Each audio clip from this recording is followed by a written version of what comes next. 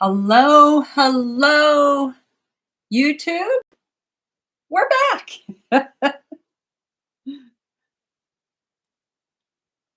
Hello, Facebook. Hooray, we are back. All right, excellent. Hello, my friends. Jill Osborne from the IC Network. I'll be right back. Hold on.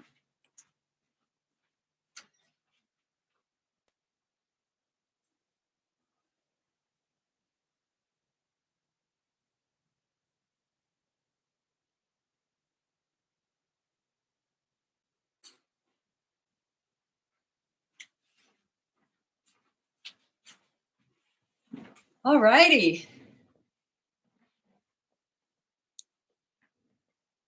Hello, hello, my friends. It's Jill Osborne from the Interstitial Cystitis Network. Happy Mother's Day. It is Sunday, May 11, 2025, and it is time for another live IC support group meeting. Hello, Anne. Can I tell you about a little bit about lactoferrin? Sure. Hold that question, my friend. Hold that question. My purpose in doing. Okay, why is my makeup being weird? I'm going to be paranoid about this. My purpose in doing these meetings is to make you so strong, knowledgeable, informed, no one can mess with you again. I don't want anybody telling you that you're damaged goods. I don't want anybody telling you that your symptoms are all in your head. IC is real. IC is treatable. But when it comes to life with IC, when it comes to life with pelvic pain, we have this confounding factor. And our confounding factor is indeed the fact that we have families. We have things that we need to do, and it's really hard to be a good mom and to be a good dad if you're not sleeping at night, if you're worried about your income, if you're worried about your health insurance and all that sort of stuff.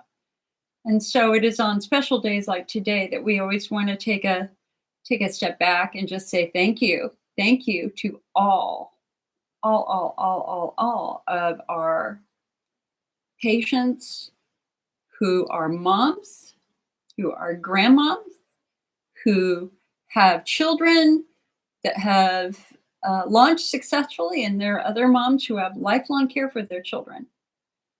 We want to honor the moms of aging parents. That would have been me.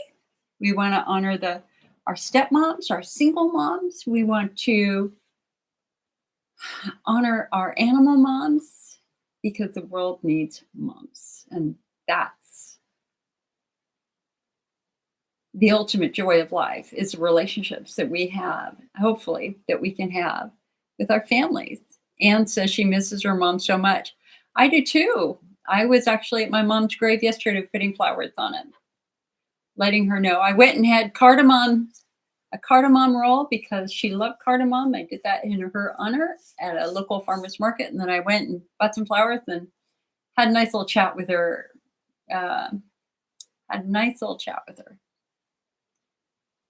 Yeah, I don't think that when you're young, especially once you're a teenager, you know more than your mom. We get frustrated with our moms. My mother saw the best in me, and she absolutely saw the worst in me. I think if there was anybody I took my anger out on inappropriately, it was my mom. She's the only one I felt safe with to talk about that stuff about. And so my mother, to me, is a hero. My mother was love. You couldn't ask for a better person sitting next to you if you were sick. You couldn't ask for a better person with you at the emergency room or in the hospital. I know she never said a bad word about anybody. She was such a better person than I am because I can talk bad about people, and I shouldn't, but I have.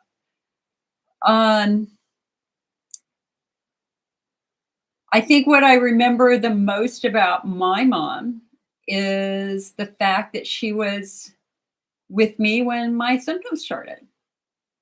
And now that I'm working with other moms who have children with IC, I don't think I really understood the struggles that she had to see her child suffering, to make all of those appointments, to pay for all of those appointments, to be a source of unconditional love and kindness and support. And the blessing here is as you get older, you get to you understand, you begin to understand that. Now I know that there are some people out there who do not have good relationships with their mothers. There are some people who have mental illness and they can affect their children in very, very bad way. And for those of you on Mother's Day, I know that this is a hard day for you. I wish that you had a better mom. In the end, though, 100 years from now, people aren't going to remember those things that we often dwell on. They're going to remember the lives that we touch and the kindnesses that we showed. So if I could just say anything to you is exemplify the best of moms as you go forward from this day. Be kind, be loving, be supportive to anybody and everybody that you meet. It doesn't, whether it's people or whether it's animals, I mean, or whether it's your aging parents. What a journey this is. A year ago, I couldn't talk about this. I think I took the day off a year ago.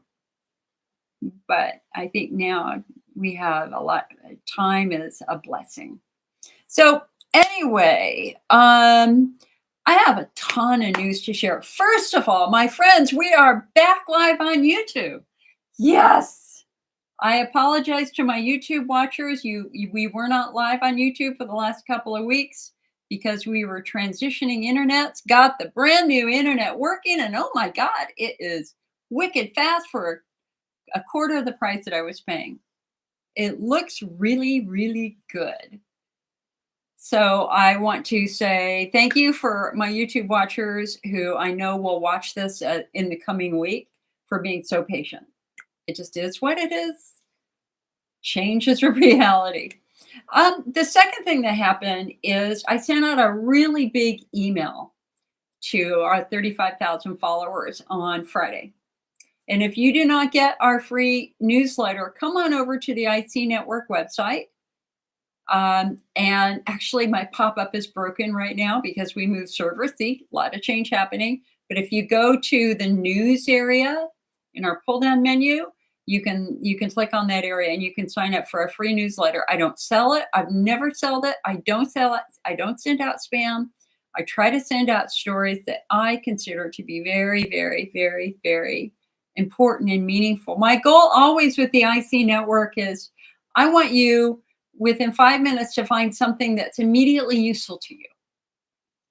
I don't want to waste your time and I don't want to waste my time. I want to do things that are directly relevant to helping you with your diagnosis, helping you with your treatments, giving you the support that you need and deserve, and giving you further resources. So in our, here, hold on one sec. Let me open it up on this computer. I am live streaming on 2 separate computers. Give me one quick sec. So we have lots of news to share. And then once I get through the news, I'm going to take your questions because Anne here on YouTube has already asked about lactoferrin. Wendy says, doing so good after my hysterectomy. It was pain-free for 6 weeks, and now you feel like you're having a bladder flare. Okay, hold that thought. And thank you for thinking of me because exactly 2 years ago was the last day of my dad's life and 4 days later, the last day of my mom's life. And so it is challenging. Okay, let's go through the news. Lots and lots and lots and lots and lots and lots of news. First of all, let's talk about Elmeron Pentosan for a moment. So, our lead story about a month ago, we had new research showing that it was progressive, that the damage to the eyes was found to progress after stopping the medication. And I think our first study was 6 months, our next study was like 18 months, and now we have a study 2 years longer showing eye damage progressed over time after stopping the medication.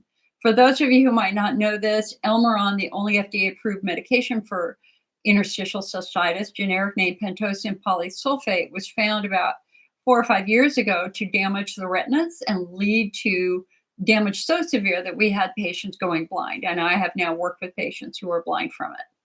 And so this is an incredibly important story of the IC world because we have many, many, many patients over the last 25 years who have taken Elmeron, many for 20 years or longer. Some of you are good. Some of you have eye damage. Some of you have inflammatory bowel disease from it.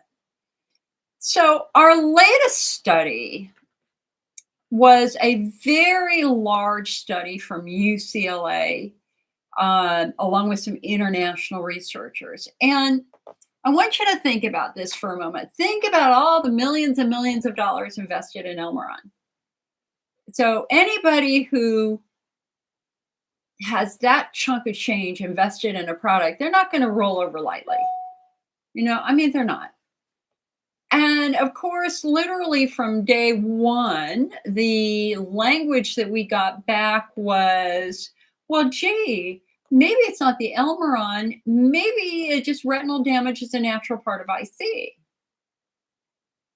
And of course, we were all like, that's stretch. But I mean, they even went so far as to try to do a clinical trial to prove it, to justify the continued use of Elmeron. Well, this brand new study from UCLA completely refutes that argument.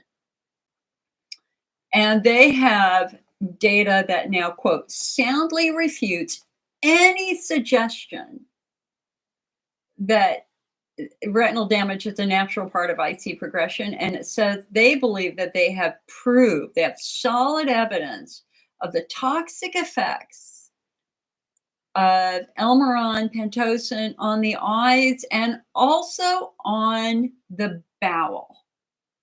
Because it was the eye researchers last year, as they were looking at their eye, they had a fairly large group of patients that they were going to follow over time. And what they noticed with this group of patients is almost all of them had inflammatory bowel disease. Many so severe they'd had colectomies. They had portions of their bowels removed. And they were the ones who went, maybe we have another toxic effect of Elmeron, and that is to the bowel. And the irony is we knew after it was FDA approved, because I was a support group leader back then, what they would say, what we were told is for any patient who suddenly developed diarrhea after taking Elmeron, they said, take it out of the capsule. It's the capsule that causes the problem. So we knew from day one that there were going to be a subset of patients who had diarrhea and other bowel issues. Well, now we've learned a lot more about that no, it's really not the capsule. It really was or is the medication. I can still remember a gentleman that I was working with who'd been on Elmeron for a year, and then bam, one day, horrific diarrhea, very, very clear bowel distress that they then, and again, it's like, is this at all connected with Elmeron? And of course, back then the answer was, yeah, some patients get diarrhea. You can stop the medication or take it out of the capsule. But of course, now we have a much stronger correlation. And if you go back on the IC Network website, I actually did a big blog on this about 2 months ago, maybe a little bit longer ago, where we actually went through the research. Because actually, if you go back a decade, you will find case study after case study after case study published of patients taking Pentosan, Elmeron, who developed really severe bowel issues. And most importantly, when they stopped the medication, the bowel issues went away. Cause and effect. Cause and effect. In that article, we have a theory as to why that's happening now, and that is the chemical structure of pentosan polysulfate mimics the chemical structure of something that they use to damage the bowel for research purposes. And so it's like, okay, so maybe that's what's happening. Maybe it's too similar to this other medication. And I can look that up and read. I've just got a lot of news to go through, so I can't give you the details, but it's right on the IC Network website. But here's the thing. Here's the thing. Last week, we have a brand new study of pigmentary maculopathy, retinal damage, not from Elmeron, but from another medication which is extremely similar to Elmeron, called fondaparinux. Fondaparinux. It is to treat deep vein thrombosis or blood clots. And it was the case study of a woman who had been on that medication for several years, who had noticeable changes in her retina and retina damage. And in fact, in this case study, they then talk about it's incredibly similar in structure to pentose and polysulfate. So, concept number one here is, if you are in litigation over the retinal damage, given the fact that we have the progression research that it will progress over time in some patients, not all patients, but some patients, I believe that your best settlement is a settlement that will include lifetime eye care, lifetime eye testing, lifetime retinal testing. I know that some patients over a year ago started settling for, 6 figures, but that can go really quickly if you keep having to get really, number one, if you have to keep getting medical care for it, you got to get testing for it, but more importantly, home care. Because if you do get to the point that you are blind, you're going to need somebody at home to help you. And that is indeed happening to one of my clients right now. I mean, she cannot read, she cannot drive, she cannot see her face in the mirror. All she can sense is light versus dark. That's all she can do. And she got a settlement in the mid 6 figures over a year ago. Still hasn't gotten paid. But it turned out that Medicare has demanded a good chunk of that money, like $30,000, $40,000, to cover for all the retinal tests that she had to have. So again, please think about putting in your settlement a request for lifetime medical care for your eyes. Now, the other thing that I think is really, really important are the patients who have been diagnosed with inflammatory bowel disease who were on this medication. Number one, not your fault. You've done nothing wrong. Now, again, we have very clear evidence of the toxic effects of this medication on the bowel. And I truly hope that you are now off of the medication and doing something else, because we want to try to save your bowel, because patients have indeed had colectomies. Okay, so that is news number one. I was up at my warehouse on Friday. Our key warehouse employee, Heather, has got a great job offer for another job. So she has unfortunately moved on. We loved her dearly. She worked for the IC network for 8 years. While I was up there saying goodbye, guess what I got? I got a new stack of medical alert cards. Guys, listen, summertime's coming up, vacation season's coming up, my friend. If you're worried about restroom access, the best thing you could do is carry one of these medical alert cards. Put in your wallet. If you're on an airplane, if you're anywhere where restroom access is limited, present this. If you want one, I will send you one, no charge. It is my gift to you. All you need to do is email me your snail mail address, icnetwork@mac.com, icnetwork@mac.com. I will be happy to send you a free restroom access card and a free diet card. We have a 2-sided diet card. First side is usually bladder friendly. Second side, foods to avoid. So again, anybody out there in the next, I mean, this is an indefinite offer. If anybody wants one of these cards, all you have to do is email me, icnetwork@mac.com. You can buy 3 yourself in the IC Network store for either 249 or 349. You can buy 10 or 20 and pass them out for like 9.99. Okay? So this is about giving you resources and things that will help. Whoops. Oh gosh, look at that. I just dropped them all.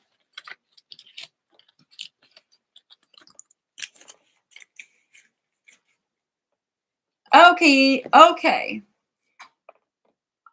For those of you on YouTube, we did have 2 meetings on Facebook that I have not uploaded. I've not been able to upload on YouTube.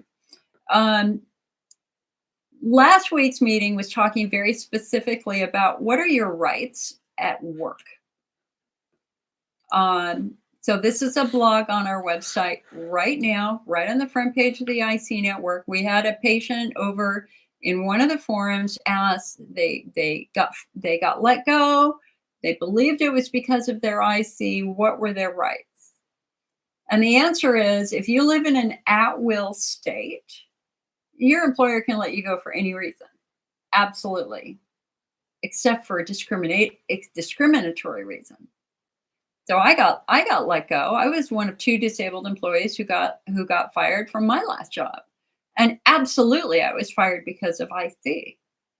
No doubt about that. And I was in a 5-year sojourn that went from filing grievances to filing federal American with Disabilities Act complaints. Eventually, I was given a letter saying I could sue. I then sued.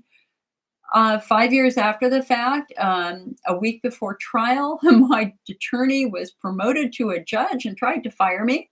And I went, no, you're not going to fire me a week before trial. You're going to settle this case. And 5 years of work netted me a printer. That's all I got out of it. I got $75,000. $65,000 went to my parents. $8,000 went to my first set of attorneys. And I got, in the end, about $1,500. I think I paid off a credit card bill and I bought a printer for the IC Network. I'm going to let you read that article on the IC Network website. I have lots of links to the Americans with Disabilities Act. We talk very specifically about restroom retaliation. Restroom retaliation is illegal. There is an OSHA worker safety regulation that requires employers to allow workers to use the bathroom when nature calls. No one should have to ask permission to use the toilet, nor can they be limited to using the toilet only on their breaks. Okay? So, for example, we had an IC patient who worked for a major department store. And she had a prick of a boss who did not like her using the restroom. And he instructed her to buy diapers and pee into diapers as she was standing behind the check stand at this major department store. She did not know that there were disability policies. Every major employer has a set of personnel policies. In the personnel policies should be their disability policies. And you are gold if your disability policies talk about restroom access, that he could not do that. And she basically won her grievance, which is good. But we have many other fairly horrific stories of IC patients who have been denied restroom access illegally. So I'm going to let you read that article for yourself. And if you have any questions about it, I would be happy to take that, since I myself was in my own disability discrimination case. I guess in the end, a lawsuit is not about the truth. It's about who has the most money to support their lies. My opponent was a national nonprofit. I was a director of fundraising for a national nonprofit. I was fighting the national organization in New York and the local organization. I was in deposition for 4 years. My deposition was longer than OJ's. And the irony is that opposing counsel for the national organization used the bathroom more frequently than I did. And every time we met at the bathroom, he just kind of shook his head and kind of nodded, I'm sorry. But they waited so long, 5 years, that I literally ran out of money. And that's the hard part. I mean, thankfully, we had a lot of evidence, we could prove a lot of stuff, and that's why they had to settle, but I regret doing it. I don't think it was worth 5 years of my life, and anybody who asks me if they should sue if they get fired for their IC, my answer is no.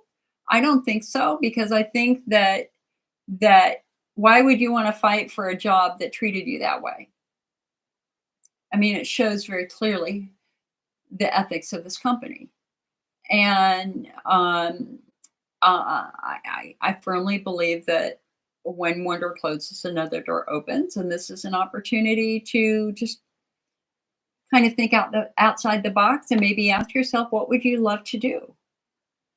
It sucks. Being fired sucks. It's awful. August 3rd, 1993, I got the certified letter. It was awful. I'm not making light of it at all. It's exhausting. Of course, you never leave a job until you have another job lined up. So if you're very, very unhappy in your job, start looking now. Keep doing the old job, do stuff on the side. I'm going to tell you right now, if you just became a specialist working with graphics on Canva, you'd have a great business, because so many businesses out there, so many small businesses need patients need experts in social media who can create graphics for them. So anyway, check it out if you're worried about what your work rights are. Okay. I know I didn't say that as well as I could have said that.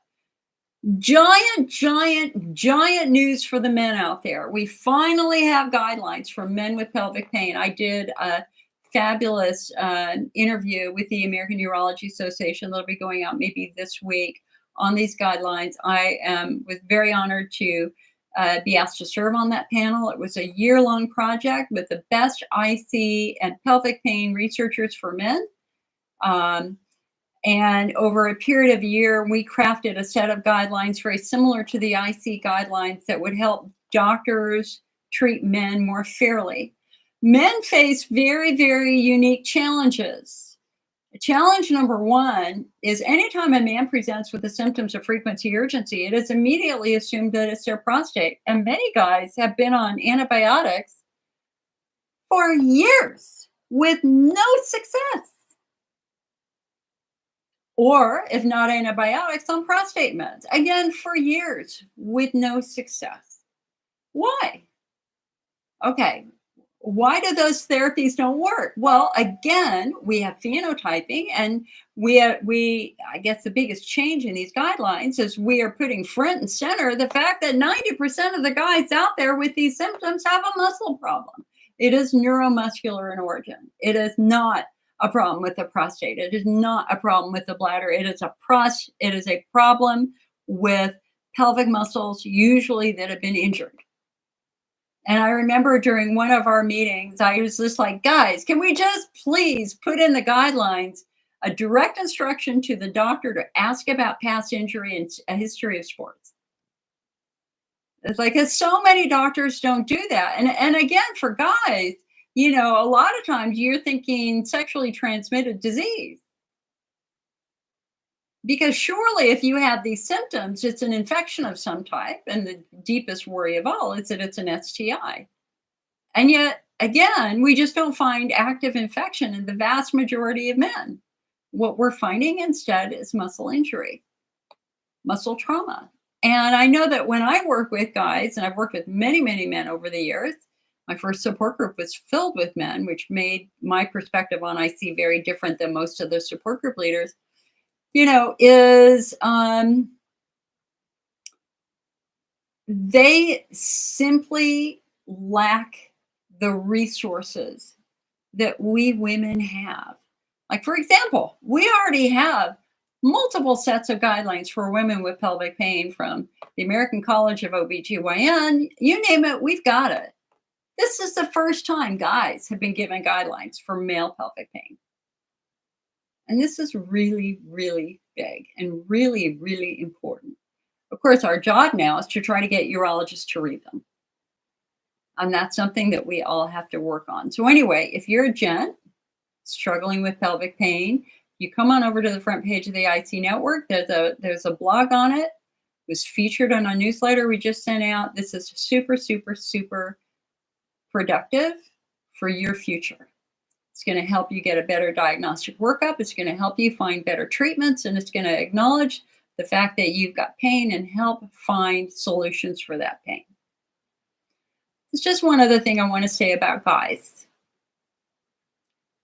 Number one, you're welcome to call me. I don't know, like I am the safe place for men with pelvic pain, 100%. The single most important phone call I have gotten ever being an IC support group leader was from a man who was sobbing. Like I answered it, Jill, IC Network, can I help you? He was sobbing. He couldn't talk. And over a period of a couple of minutes, couple of deep breaths, we got it, we got him, everything kind of calmed down. What he said stunned me. He said, I'm the chief of one of the biggest trauma units on the East Coast, and I have IC, and I've told no one.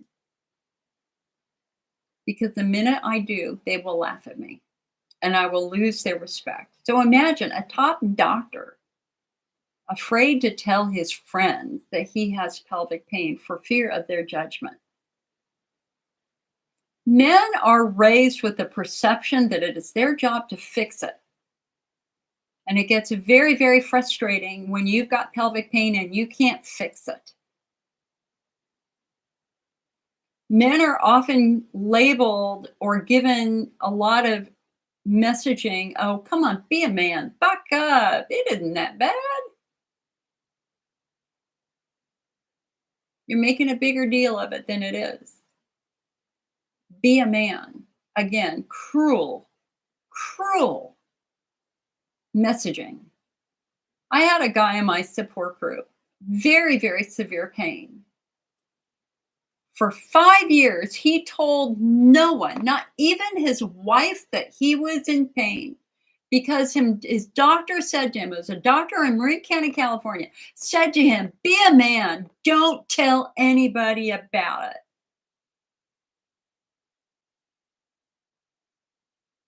And for 5 years, that man suffered horrifically with no support. No support. Heartbreaking. Because he deserved that support. Absolutely deserved his wife's love and compassion. And it was denied to him by a doctor who said, don't tell anybody about it. Be a man. Well, screw you for saying that. The height of cruelty to deny somebody support when they are struggling. Another perception that guys have struggled with over the years was perfectly exemplified in another member of my group who traveled extensively. So he was constantly flying around the country. Of course, that's no fun when you've got to go to the bathroom all the time, and it hurts if you're holding it. So he was on a plane. The pain got really, really bad. Terrible, terrible pain. There was a line at the bathroom. So he went to a flight attendant and he said, listen, I'm really sorry. I am in agony right now. Is there any way you can let me into a bathroom? And the flight attendant looked him up and down and went, oh, you look fine. Go to the end of the line. Completely dismissed him. He goes to the end of the line. He passes out. The pain was so severe, he collapsed. So I know that there's a perception that IC is a woman's problem, and of course it's not. We know that 1 to 4 million men have IC. We know that many, many more million men have symptoms of prostatitis. And they deserve our support, and they deserve our comfort, and they deserve therapies targeted at them. So anyway, you can come back to our website and you can read about that. All right, what else do we have here? God, we have just lots of big things going on. We have a brand new IC therapy, a new bladder coating, which is like a 3-dimensional chondroitin. It's called GLX 100. Looking really good in the research so far. That's going to work really well for somebody with estrogen atrophy. We have a new study showing that PEA, we already know that's effective for IC pain, endometriosis pain, shingles, etc. We have a new study showing it's helpful for menstrual cramps. I was at a European IC meeting this week or last week, and I have to do an article on this. I didn't really understand. Apparently, we now have new data that is matching bowel dysbiosis, that we've got a very bad biome in the bowel, and they believe now that has the ability of triggering the neuroinflammation we see in some IC patients. Fascinating. We have another study on dysbiosis or a damaged biome in the bladder, and how in the future, I can guarantee you in a couple of years, maybe 5 years, we're going to be treating a lot more with beneficial probiotics and prebiotics. The use of probiotics to restore our urinary biome after it's been damaged by antibiotics. So that's coming up. I have an article on chemotherapy. Getting through chemotherapy when you've got a vulnerable bladder is not easy, because some chemicals of chemo are very, very damaging to the bladder wall. Of course, you can find that on our IC Network website, along with food and other stuff like that. So anyway, make sure you sign up for our free newsletter, and then you'll get all this latest news. So I just had this morning something about here. Hold on, let me grab it. I got messaged about another new study with methyl something. Hold on. MTH. Let me see if I can find this. And then, okay, guys, I will be here as long as you have questions. It's a beautiful day here in California. It's warm.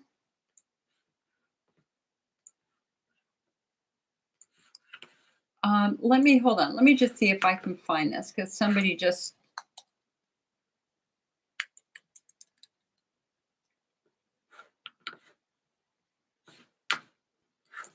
I think we'll have to save this one for our next meeting. Yeah, I'll save that one for our next meeting. Okay. So Anne said, can you tell me a little bit about lactoferrin? What does it do? Lactoferrin, the IC study with lactoferrin came out last summer that showed that 28 out of 31 patients had no pain, no symptoms after using it. Their inflammation, their systemic inflammation throughout their body reduced, but most importantly, red inflamed bladders became pink and healthy.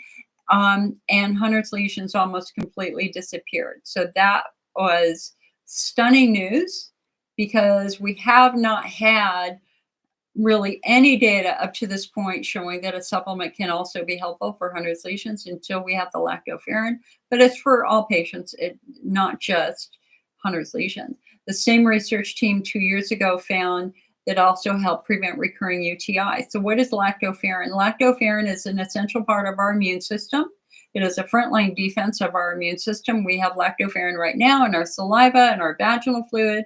It's throughout our body. Lactoferrin it's called lacto because it comes from milk, ferrin because the way it controls infection is by limiting the ability of a pathogen to use iron. So lactoferrin. It is a natural antibacterial, antifungal, antiviral. So if we want to try to boost and strengthen your immune system, especially if you're a little bit older, because apparently lactoferrin levels go down a bit as we get older.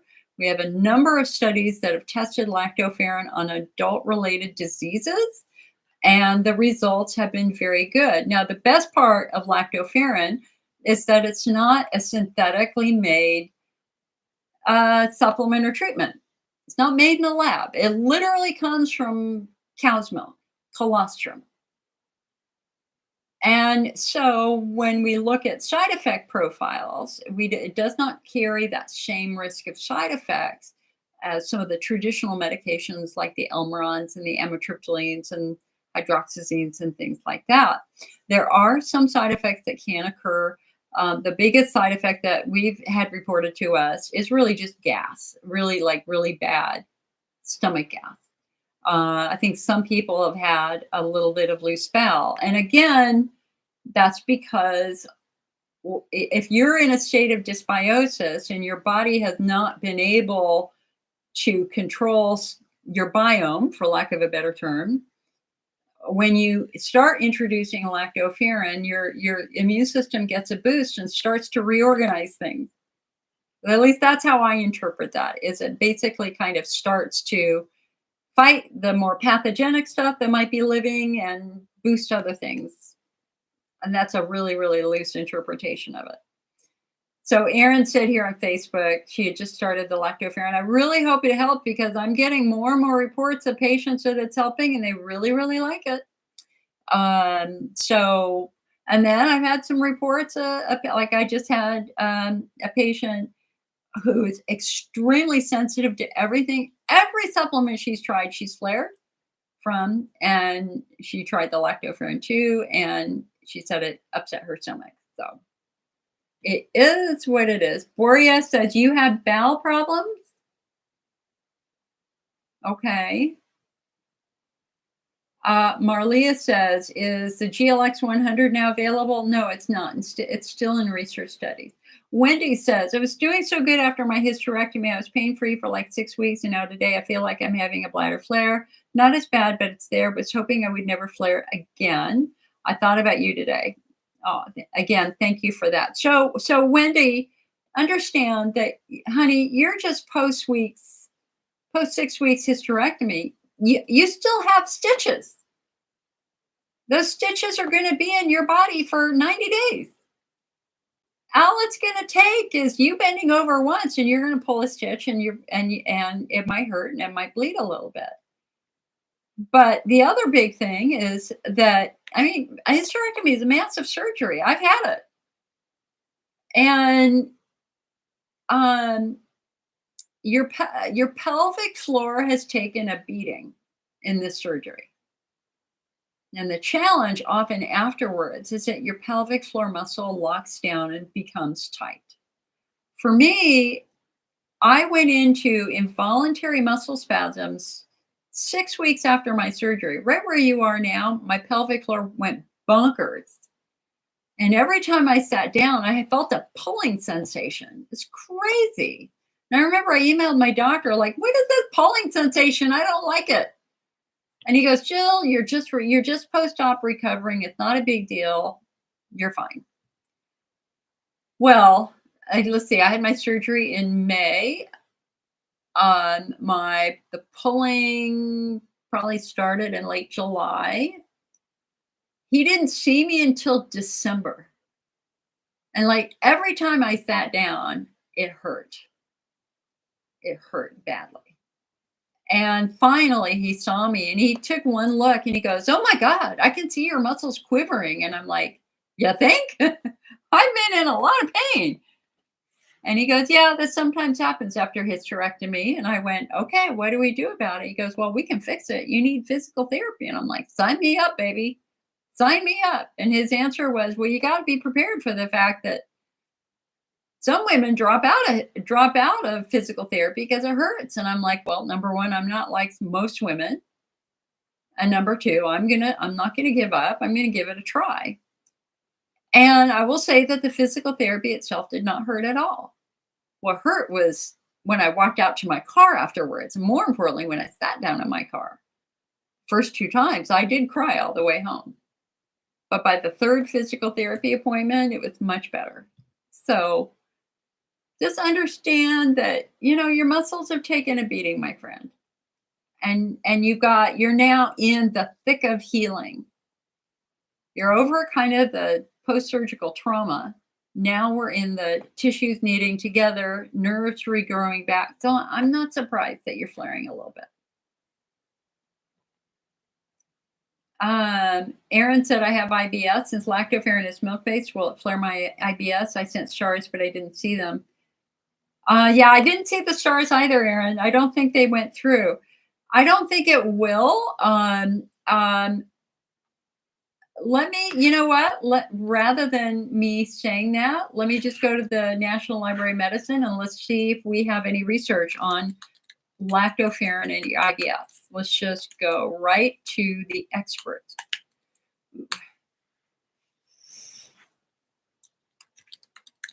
All right, so lactoferrin, irritable bowel. Let's see if we've got any published study on that.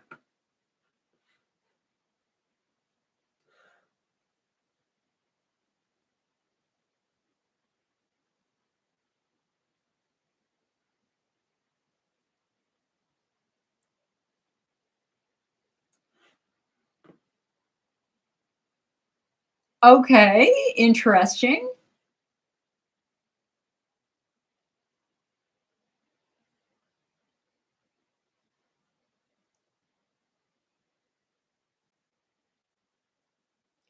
So one of the ways that they diagnose some medical conditions is by looking at their lactoferrin levels. The lactoferrin is low. That suggests that there may be a disease state going on. And so, for example, this first paper from 2022, fecal calprotectin and fecal lactoferrin were the most sensitive for distinguishing inflammatory bowel disease from non-IBD.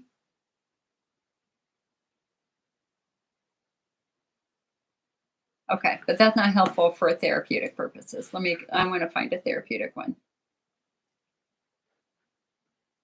So what is this study from 23? IBS is a global gastrointestinal disorder closely related to local colonic inflammation and stress exposure.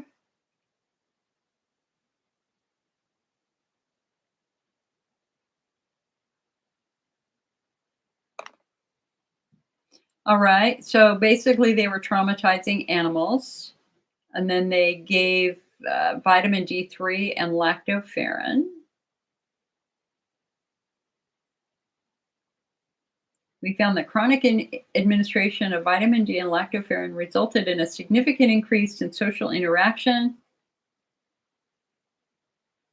a marked decrease in serum cortisol levels, inflammatory cell counts. Our findings suggest that both vitamin D3 and lactoferrin could augment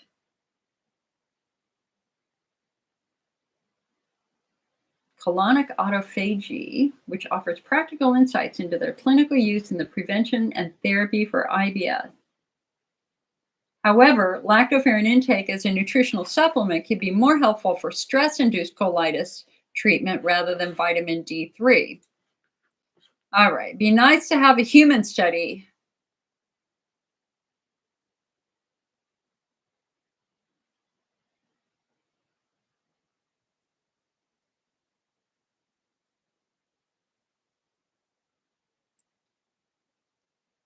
I am just not seeing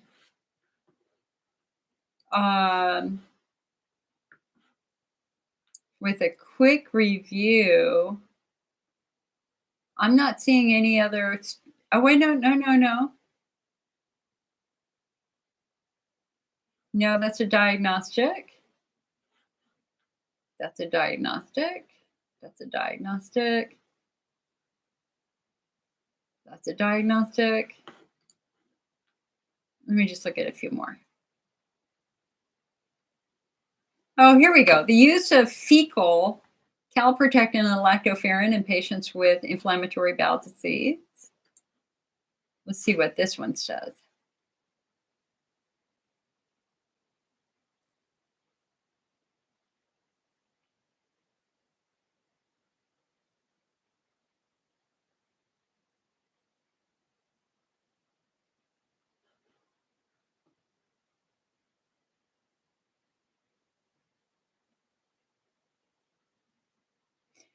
No, it's diagnostic. Well, I think this is kind of one of those cases where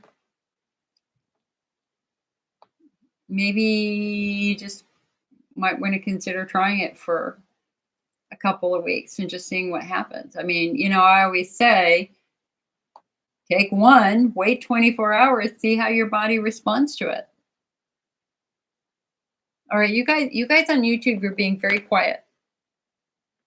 And I know you're there because I can see you.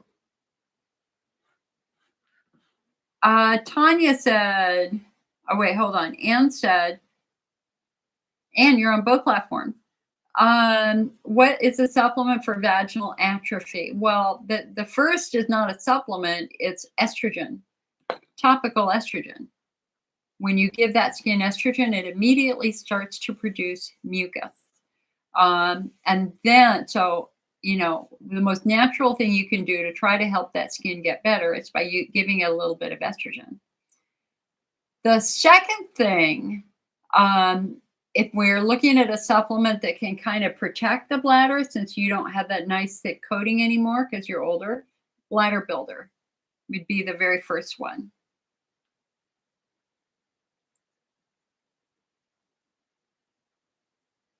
Tanya says, how much lactoferrin is needed per day? Well, in the IC study, it was 1,000 milligrams a day for 7 days. Then they dropped it down to 400 milligrams a day for 2 weeks, and they dropped it down to 200 milligrams a day for a couple of months. That was the IC study. But some people can't do that. They're too sensitive. I would encourage you to just start with one. Do one a day for like a week and see how you feel. And if you want to get better, I mean, if you want to increase it, you can slowly increase it. Just understand that I'm not in the more is better camp. I don't believe in adding more and more and more of anything. I think it's important to find the most effective dose for you. So the lactoferrin that we sell, they say you can do 2 a day. So I wouldn't double it or triple it. I would do 2 a day. Anne says, is that for vaginal atrophy? No, that's for urinary atrophy. For vaginal atrophy, it's the topical estrogen. It would be using something like V-Magic on your vulva and maybe a vaginal lubricant of some type. That might be helpful.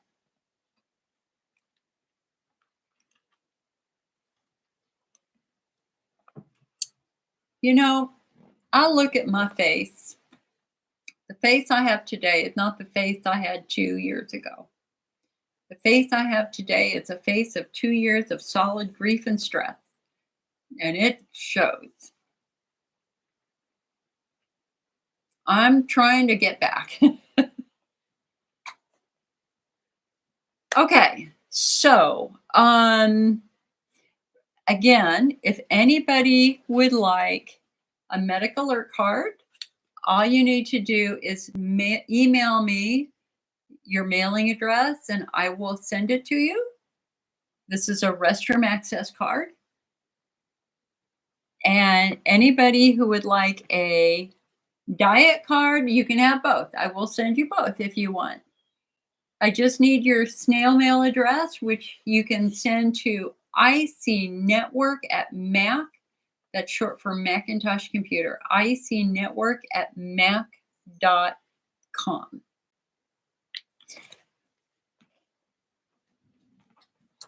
We did a drop-in meeting on Friday night here on Facebook, and we were talking. Okay, guys, so remember, I'm here as long as you have questions. And so you can ask me anything. Nothing is off the table. I will answer any question that you might have. Okay, that's fine. While I'm waiting for questions, it is my job to do a little fill.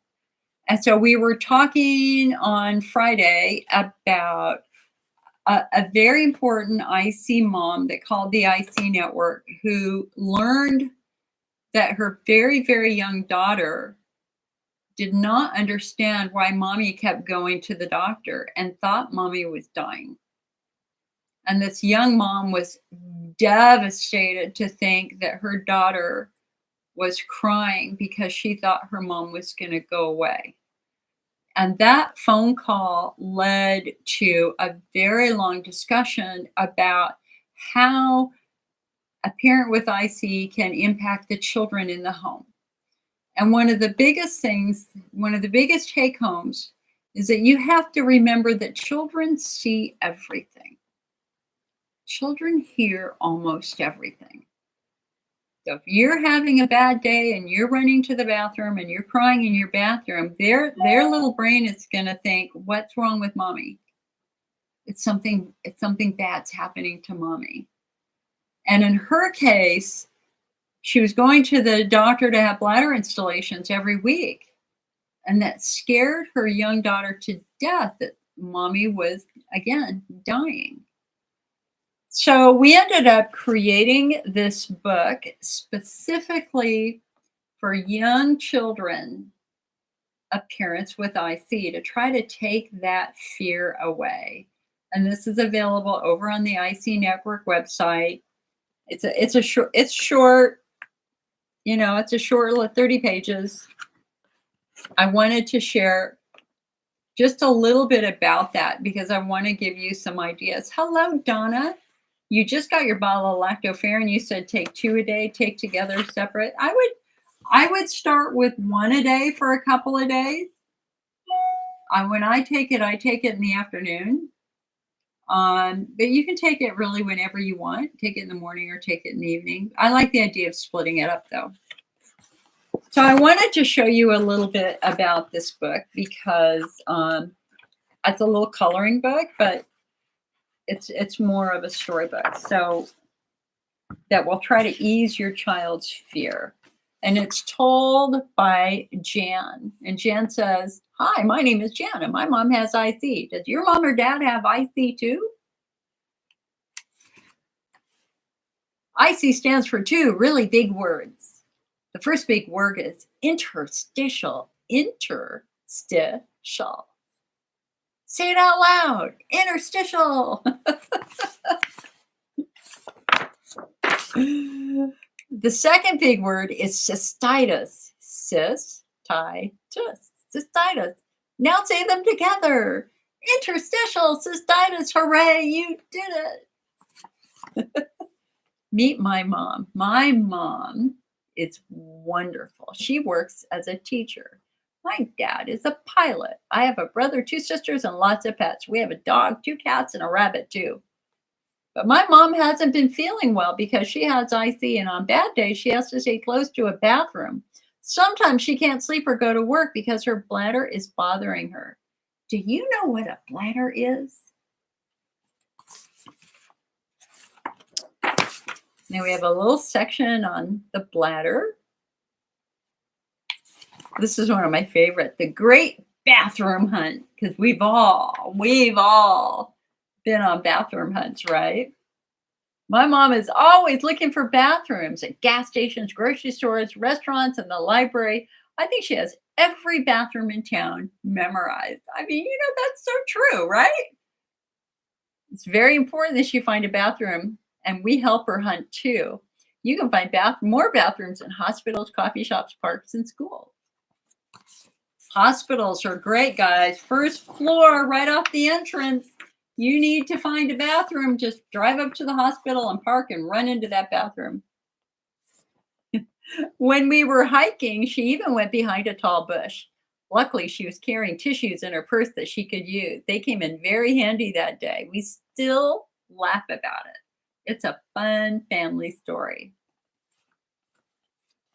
And then how my mom helps her IC. Number 1, she watches what she drinks. She doesn't drink any coffee, tea, lemonade, orange juice, or even soda because they irritate her bladder. She drinks a lot of water and milk instead. Doesn't water taste great on a hot day?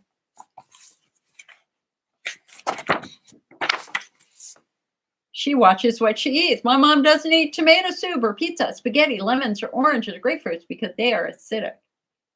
She can't eat chocolate either, but she really likes vanilla ice cream because it doesn't bother her bladder. I like vanilla too. Yum. My mom reads about IC in books on her computer and on the World Wide Web. She says it's like going to bladder school. She learns about treatments and diets and other things she can do. And she goes to a support group. My mom said there are millions of IC patients in the world, and for every patient who sees a doctor, many others don't. They don't know that IC can be treated. They don't know that changing their diet can help, and that's sad. It's important to go to the doctor if you don't feel well. Because remember, children often fear doctors, so we wanted to try to address that too. Doctors are important.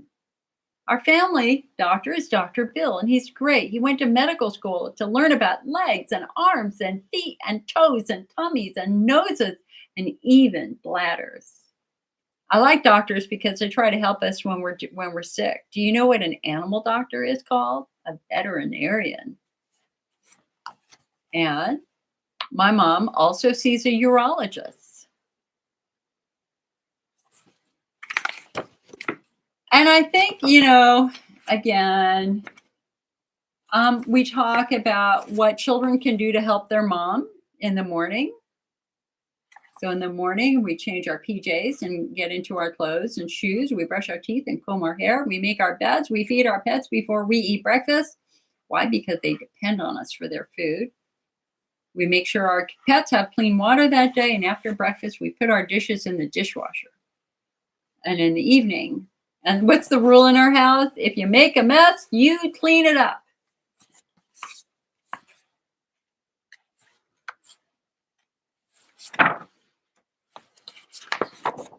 Then we talk about fun activities you can do with your mom.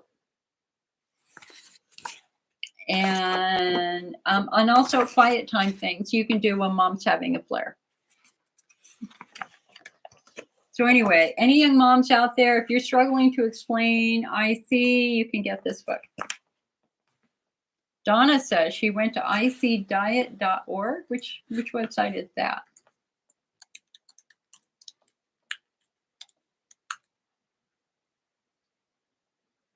I think you mean IC Diet Project. Our IC Diet Project has great recipes. icdiet.org doesn't go anywhere.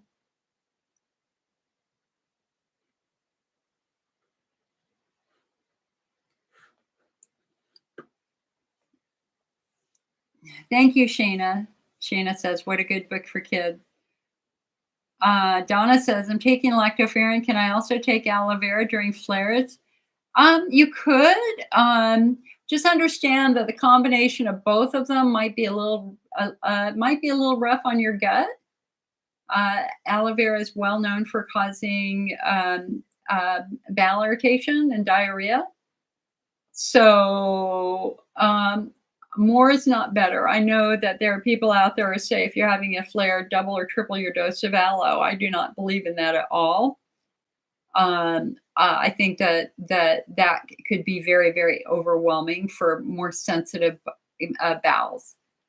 And so the aloe vera that the IC Network promotes is called Aloe Path, and it's a combination of aloe with palmitoyl ethanolamide. And I think it's a much better formulation of aloe because it offers two methods of action. It has the soothing effect of aloe combined with the nerve calming effect of PEA. And so I really, really like Aloe Path for flares. I think it's more effective, and we have a lot of people who use it for flares now. Shayna says, I'm very inspired by you, and I hope I get better someday. Sure, others can relate, but I cry at least once. Girl, honey, I'm so glad you found us, because this is very isolating at times. It can feel very lonely at times.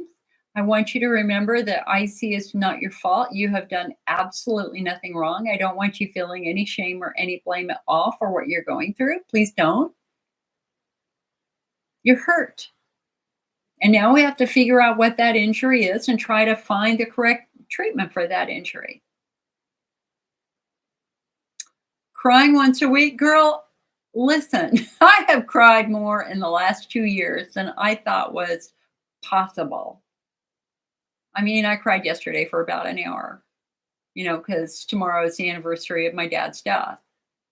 And I have just kind of come to the point that crying is kind of love desperate to be expressed, love that needs to be expressed in a way. But it's also so important to just let it out. So I'm all for a good cry. Let it out, girl. Let it out. It's okay. Guys, you can let it out too. And I know you do because I talk to you. Tanya says, "Are fresh grapes allowed? Was doing better twice after eating grapes. I flared." Okay. Tanya, there is a fundamental flaw with grapes, and that is that they are massively contaminated with pesticides and fungicides, even organic grapes.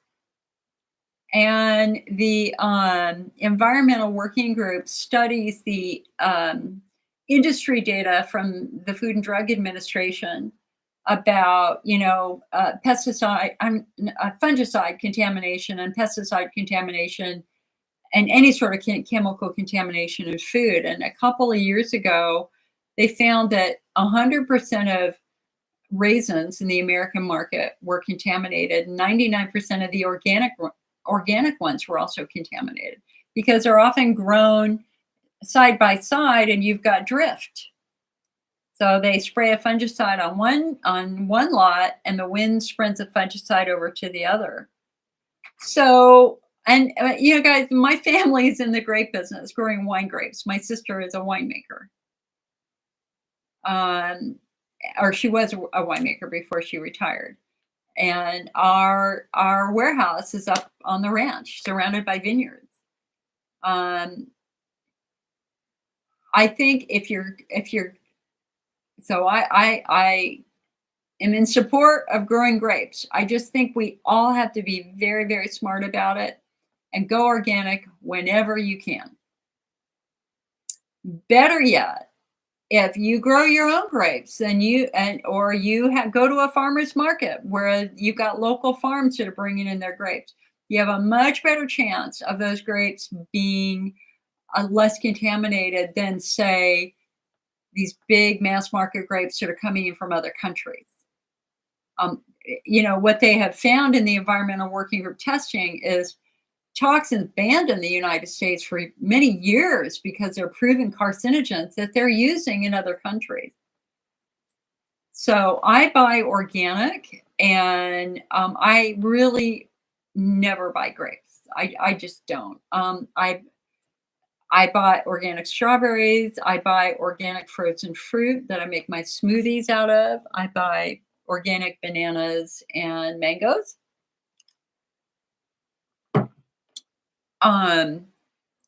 Loving blackberries.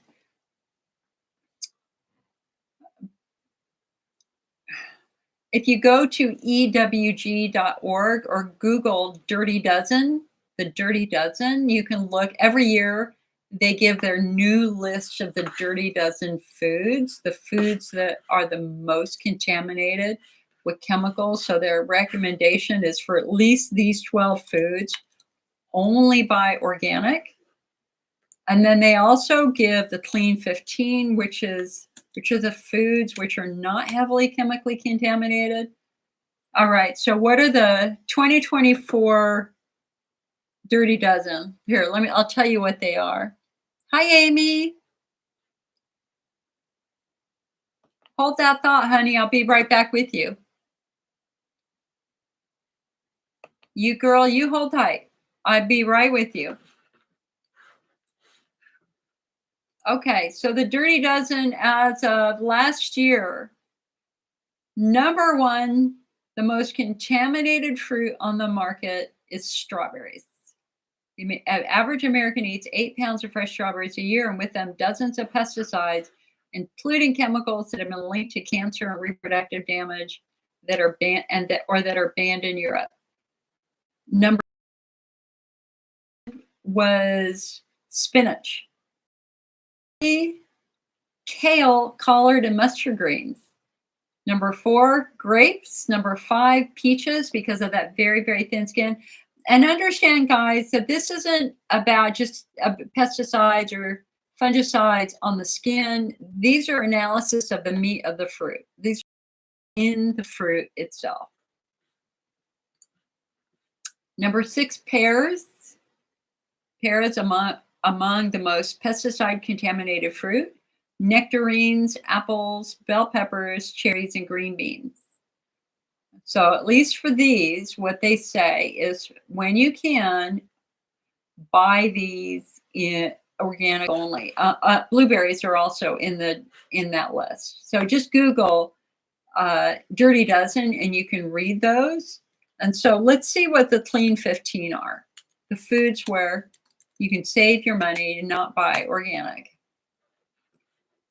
All right. So these are the foods that have the lowest amount of pesticide residues. Number one, avocados, of course, because that really thick skin.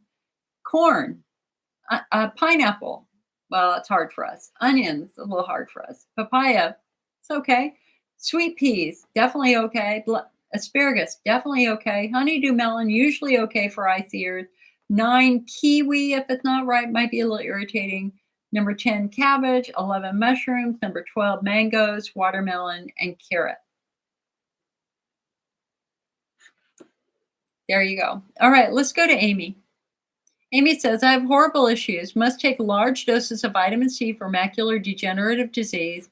You also have lichen planus erosive disease in your crotch. Life isn't worth it sometimes. Any help? Okay, Amy, absolutely. I'm so glad you found us.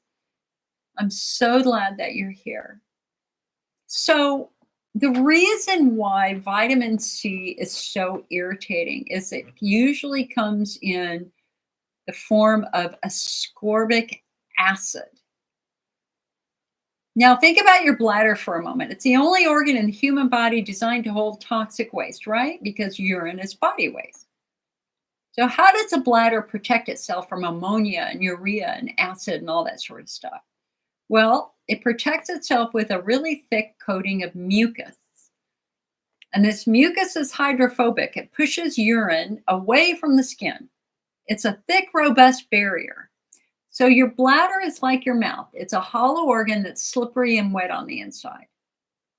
And that slipperiness, that mucus, is defensive in nature. Unfortunately, mucus production is estrogen dependent. So when you're young and have a lot of estrogen, you have a lot of mucus. I don't know how old you are, but if you're older, you're perimenopausal, or you've had a total hysterectomy, or you're on Lupron, or you're just getting a wee bit on the older side, 40s plus, then you don't have the estrogen anymore, which means you don't have as much of the mucus anymore, which means your bladder's ability to defend itself against that vitamin C is now compromised. It's all about the quality and health of your skin.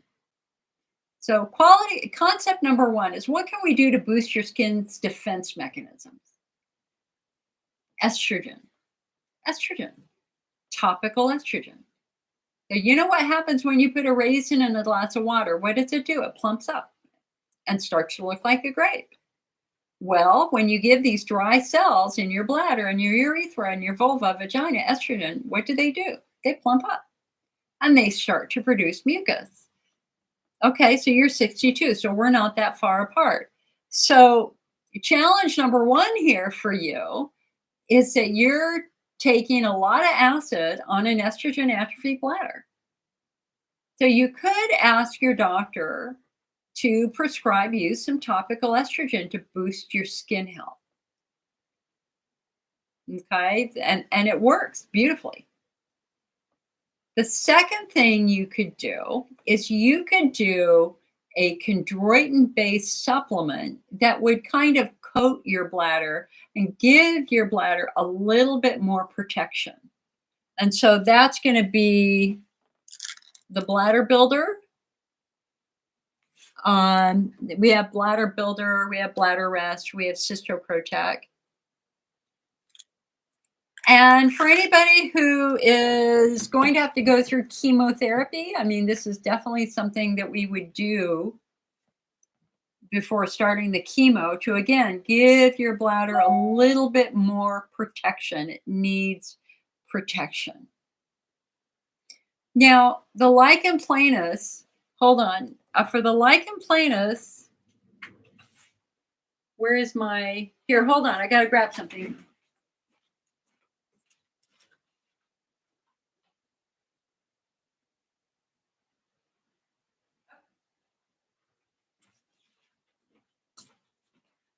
Okay, where is my vulva balm? Where is it?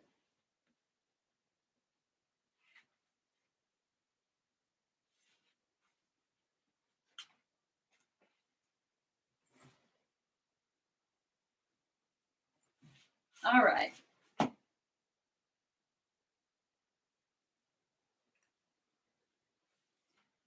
Okay. Well, my vulva balm has done a runner. It is somewhere in here. What it is a very, very light oil. It is organic avocado, organic olive oil, and organic sea buckthorn oil.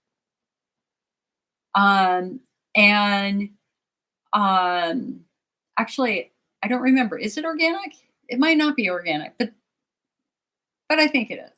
Okay. Anyway, it's in the IC Network shop. You put it on the vulva on the outside, where it acts as a hydrophobic agent that will push urine off of your skin. So, is there a chance that one of the reasons why your vulva is on fire and so incredibly inflamed is it because your skin is compromised? And that when anytime you pee, urine gets on that vulnerable skin and irritates it even more. And so having a little bit of vulva balm, you can use it every day. I swear it was right here. It's so weird. Where did it go? Well, I use it almost every day now. I use it at the entrance to my vagina. I'm 2 years older than you. So, and I will be 3 years older than you in July. So you use cream for lichen. What cream are you using, hon? Are you just using the estrogen cream? The vulva balm would be another way of protecting that skin from the corrosive effects of urine. We have two different vulva balms in the IC Network store. So I would look at those two. And of course, the other thing, listen, back in my 20s, um, when I got vulvodynia, well, no, actually I had vulvodynia in high school, but I finally, when I was like, I don't know, 2021, I found a vulvodynia support group. And it was filled with these older ladies, you know. So here is little Jill walking in with a screaming vulva. And these older ladies took me under their wing and they were fabulous. They were so nice to me. And they explained the power of the perineal bottle. So again, urine is erosive and uh, corrosive and irritating. And toilet paper does not get all of the chemicals of your urine off of your vulva. It doesn't. And so they gave me a peri bottle and they said, every single time you pee, rinse yourself off with water first. And then pat dry with your toilet paper. And let me tell you, my friends, I had done everything. I had done everything back then to try to calm my screaming vulva down. I mean, it felt like I had a yeast infection every day, and yet I'd go to the doctor, and I mean, they didn't see anything, but the pain was real. This simple peri bottle, which we give to all of our members free, and it's in our shop for like $3, it's a go-to. This, Amy, you can fill it up with cold water. Everything, and what I used to do is I would, to dilute the effects of urine, I would spray myself while I was peeing because my vulva was that sensitive. So I would just spray water while I was peeing to immediately rinse off any of the irritation. And so if there's anything that I would recommend to you is get a peri bottle and start rinsing yourself off with water. Just again, it's not a big deal. It's just very quick, very easy. This is wonderful for slowly over time calming that vulva down.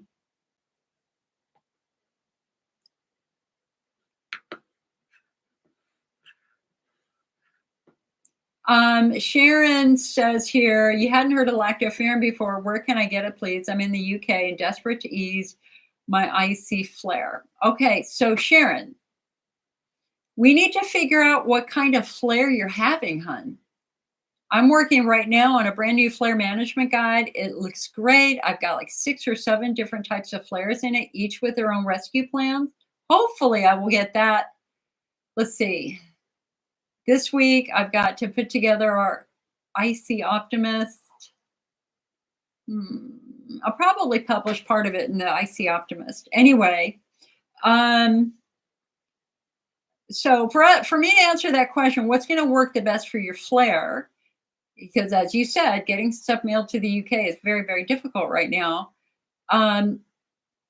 What triggered? No, let me ask you a couple of questions. Number one, how long has this flare been going on? Is this a day? Is this a week? Is this a month? Number two, what do you think triggered the flare? Is it a bladder wall flare or a pelvic floor flare or a stress flare? What kind of flare do you think it is? If you can give me that information, then I think we can talk about that a little bit more. I do have an Amazon UK store with recommended products. If you go to the front page of our shop, right down at the bottom of the link page, kind of buried, there's a Amazon UK store. I haven't updated it to include lactoferrin in there yet, though. You should be able to get lactoferrin from Italy. I would think, I mean, Brexit really messed up everything in terms of our ability to get stuff to you. And the reason why we struggle is because we have to file with the UK government. We have to file with every government that we would send products to in Europe. We have to have a consultant on retainer to handle all of that. And we would have to pay every month automatically, and we would have to have the software to do that. And that's just impossible for a small business. There are some companies out there who send it to you and they mismark it as a gift, and that's how they get through it. I am unwilling to risk my business by lying like that. So my best suggestion for you is if you have a friend in the United States, like literally make a friend right here from somebody here. Find somebody that you know online in an IC group and say, hey, I live in the UK. I really want to try this product. Can I have them ship it to you and would you send it to me? They then don't have to put the paperwork in that we have to put in. I hope that makes sense. It's tricky. Janelle says, so raisins can be responsible for flares? Yes, absolutely. I mean, raisins are, 50 years ago, 70 years ago, they were good. Today, last 30 years, the use of pesticides and fungicides, especially with the imported grapes, are terrible. I would never, ever give a child a cookie with raisins in it. I just wouldn't do it. I mean, if you look at the data for the raisins, oh my God. Even organic, 99% of the organic raisins were contaminated with known carcinogens. And again, because the cheap ones are either coming from China or Latin America, where the pesticide regulations are different.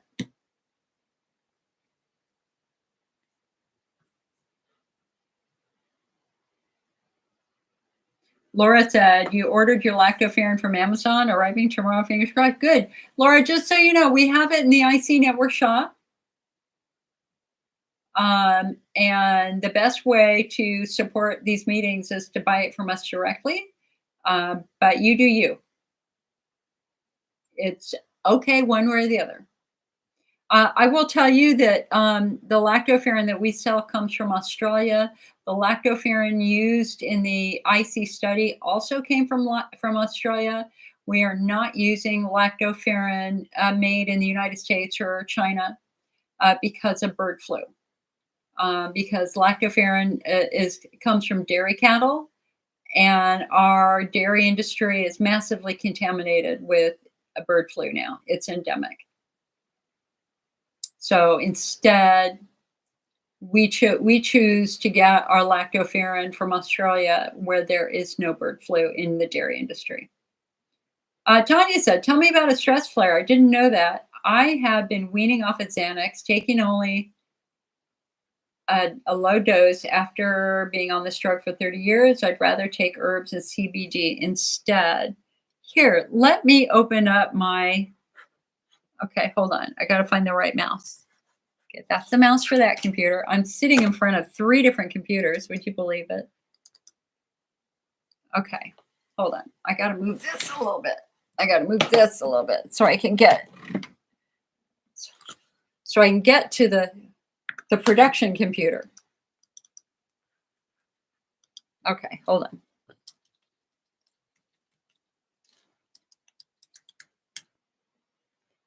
And let's see here.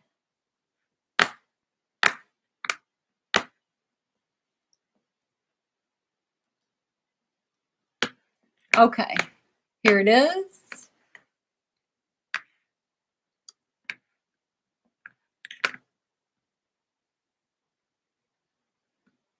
Here, let me print this out, and then you guys can see where I am so far. Whoa, 85 pages. You're not getting 85 pages. I'm going to do 10 pages, maybe 12 pages.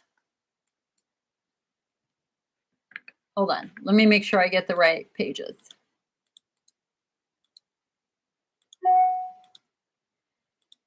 Oh, it's way more than 12. Yikes. Okay, well, I'm not going to do that. You're just going to have to wait until I'm done with it. But let me pull up my protocol for stress flares.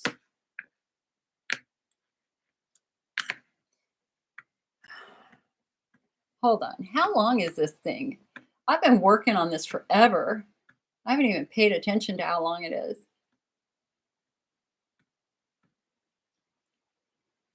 Holy crap.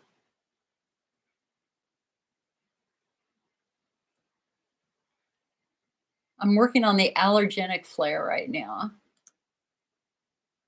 All right.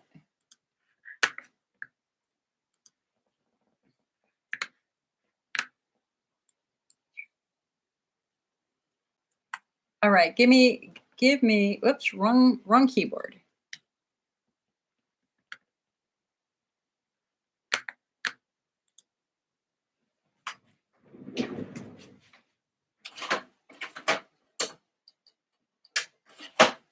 All right, let me just print that out, and then I'll show it to you, and we will go from there, and then I will give you the stress flare protocol. I want you to see it because I want you to see it in context. So I will come right back to that. Laura says, has anybody here had luck with CBD? Yeah, a lot of patients have had luck with CBD.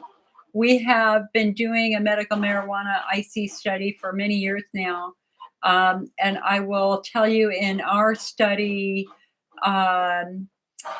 patients found success with edibles. They preferred edibles over vaping or smoking. There are a variety of different CBD products out there. This has been talked about in our big national IC courses a couple of years ago. Dr. Robert Evans and his wife suggested Fairwinds cannabis because they had a vaginal suppository and a rectal suppository that were CBD. All right, it is printing out. So I'm all for CBD, but let me say this. I mean, because the enemy is pain. And right now we have a medical system that sucks at pain management. We have a medical system that is denying you pain meds. And as speaking as somebody who used to have incredibly severe IC pain to the point that I contemplated taking my life, I am on the side of fighting pain in any possible way that we can. And I know that some people have problems with medical marijuana or hemp-based CBD. Listen, this is about reducing suffering.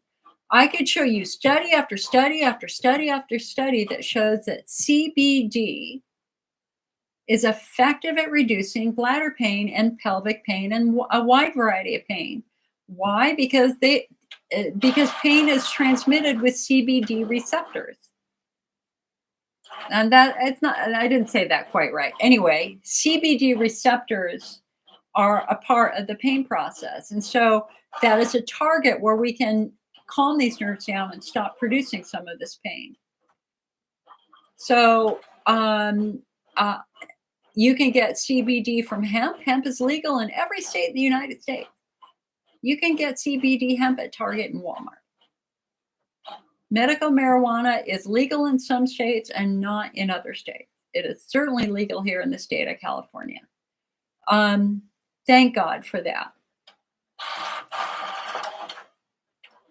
Medical marijuana is fantastic, for example, for cancer patients going through chemo who cannot eat, because it will help them eat again. I mean, the research behind CBD is phenomenal, and it's only getting better.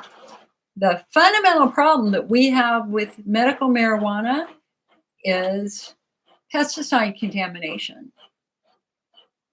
If you're going to buy a CBD product that's from medical marijuana, ideally you go to their website, you make sure it's organic, and they have published testing results. And so I was just working with a patient on Friday who was like, wanted to try CBD, and we found an article from Forbes magazine. Let me find that because they ranked. Yeah. Okay, Forbes magazine, the 10 best the best CBD gummies of 2025 and the 10 best CBD oils. So, and this was published last December. Okay, so their number one CBD gummy is and it's organic. It's from a company called Aspen Green. Aspen Green Bliss Organic Full Spectrum CBD Gummies. Now, you guys, Forbes magazine is like the top of the top business. Forbes magazine is kind of the height of academic rigor in a way, or at least news rigor. This is not like an article published in People magazine. This is Forbes magazine. Business, an exceptional business publication. So I think what they did, they say retail CBD products are increasingly popular in the US, with their benefits touted for helping improve conditions like insomnia and anxiety. Among the many forms of CBD available, gummies may be attractive to customers looking for a flavorful, edible way to take it. So with so many products on the market to choose from, it can be difficult to know how to select a high-quality gummy. Forbes Health analyzed data on over 120 products across 22 metrics, including price, potency, and ingredient quality. And then to ensure consumer safety, all of our top products have undergone third-party laboratory testing for accurate CBD potency, as well as for quality in the presence of contaminants. You get it. This is so important. So now we've got rigorous testing to make sure we've got a product that's not contaminated with toxins.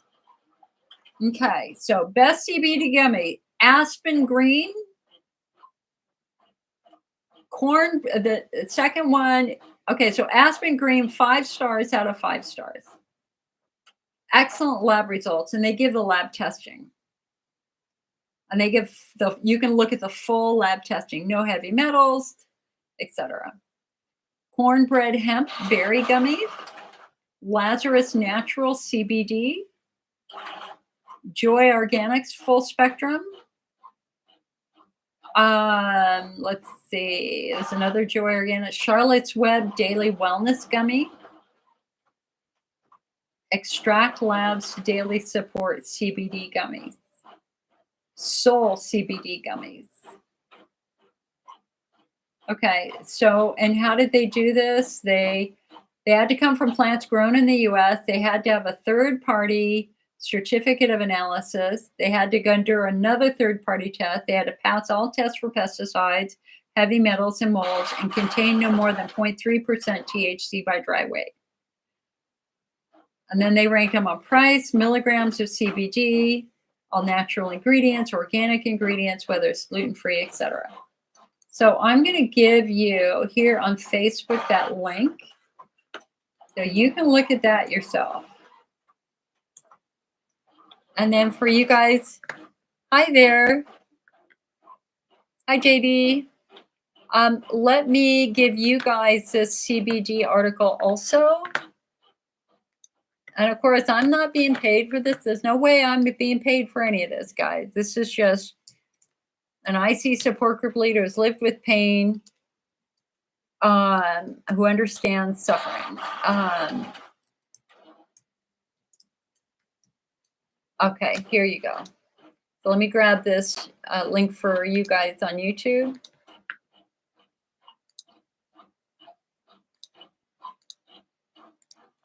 All right, here it is. All right, Janelle, hold on. It's printing out.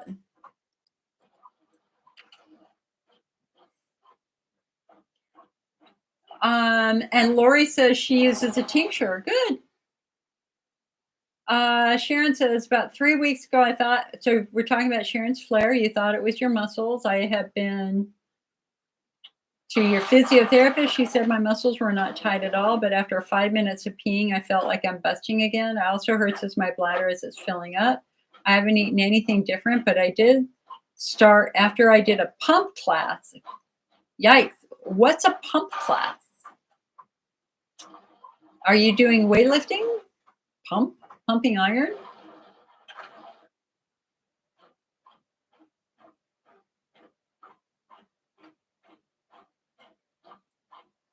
All right, so hold on. Let's see if are we done printing? It's printing the back side, darn it. I didn't mean for it to do that. All right, hold on. It's not done. So again, we're waiting for the new flare guide so I can redo the section. Okay. Sharon, wait, that's the problem right there. We are getting more and more patients who are flaring after doing weights. Yeah. See, the problem is if you're holding your breath while you're lifting something heavy, you are actually stressing your pelvic floor. I wrote an article on it about a month ago on the IC Network website. So I would back off the weights. I would absolutely back off the weights right now. You should not be doing any bending over and, the jerks. If you want to do weights, do like what I did this morning, where you're actually on a machine and you're sitting on a machine and you're doing this or you're doing this, but you're not requiring your core and you're not stressing your core trying to lift a heavy weight.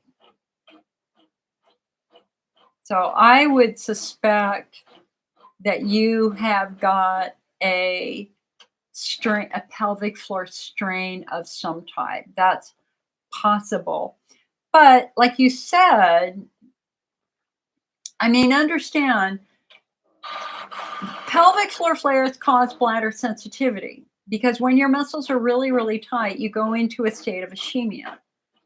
And what that means is that basically blood flow to your bladder, it gets dramatically limited because your muscles are so tight. And if your bladder doesn't have good blood supply, then the bladder wall starts to break down. So, kind of concept number one here is it may be that this flare is being driven by tight muscles, compromising blood supply. But the fact that you feel like you need to pee every 5 minutes and you feel a sensation to pee almost immediately after you're done, man, that kind of speaks to bladder wall irritation too. Okay, so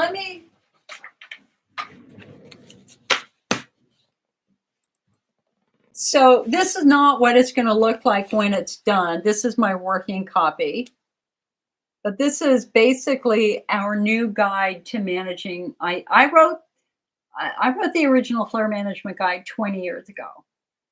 So this is now an updated guide. And this time there's a picture of me where I'm actually giving personal commentary in addition to our suggestions here. Okay, so we talk about that your flare risk is dependent upon your phenotype. Okay, so hopefully you understand, you know what a phenotype is. We're talking about that now. If you don't, let me know and I can explain it. The single biggest change in the IC world is recognition that there's diversity in the IC patient population. IC can strike at any age, from young to old. For many, bladder symptoms begin after a fall on their tailbone or pelvic injury, while for others, it is a result of a chemical injury to the bladder. We now know that viral infections and fungal infections can infect the bladder wall of men and women. Estrogen atrophy is a common cause, yada, yada, yada. And then I go over the five key phenotypes. The Hunner's lesion patients are going to be the most vulnerable to diet phenotypes. The bladder wall driven patients are going to be bladder wall estrogen atrophy. They're going to be very diet sensitive. Allergenic cystitis, patients with a history of allergies are going to struggle with flares during allergy season. We got the chemocystitis patient, we got the UTI patient, yada, yada, yada. Okay, hold on. So the whole first section is on phenotyping now, and typical basics about flares. How long do they last? Could a flare be a UTI, etc.? Okay. So our first type of flare is a bladder wall flare. And our risk factor, patients with Hunner's lesions or bladder wall subtypes are the most risk for bladder wall flares. Please note that pelvic floor patients can suffer from bladder sensitivity, like I explained before. So what are our triggers for bladder wall flares? Diet, vitamins and supplements, especially vitamin C. Amy, there is a less acidic form of vitamin C called calcium ascorbate that you might be able to take. You can look for a vitamin C supplement that does not have ascorbic acid. Instead, it has calcium ascorbate. That would be lower in acid. Or you could take a pre-leaf that would reduce the acid level of the supplement. That's another way of getting through that. Hi, Diane. Okay, hormones can trigger bladder wall flares. Chemical exposures can trigger bladder wall flares. And then we have our rescue plans in the first 30 minutes, the first hour.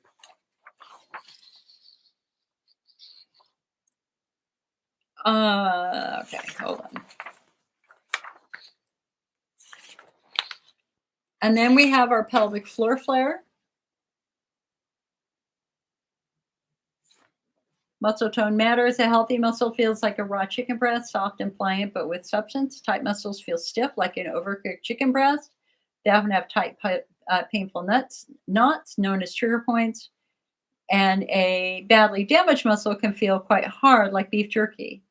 Flares often occur after activities which stress and tighten pelvic floor muscles, such as intimacy, driving, sitting for long periods of time, or perhaps even aggressive exercise like weightlifting. But unlike the bladder wall flare, the pelvic floor flare has a duller, achier pain, often with a burning quality to it. If you have to wait several seconds or longer to start your urine stream, that often suggests that your muscles are tight and having trouble relaxing enough to empty your bladder.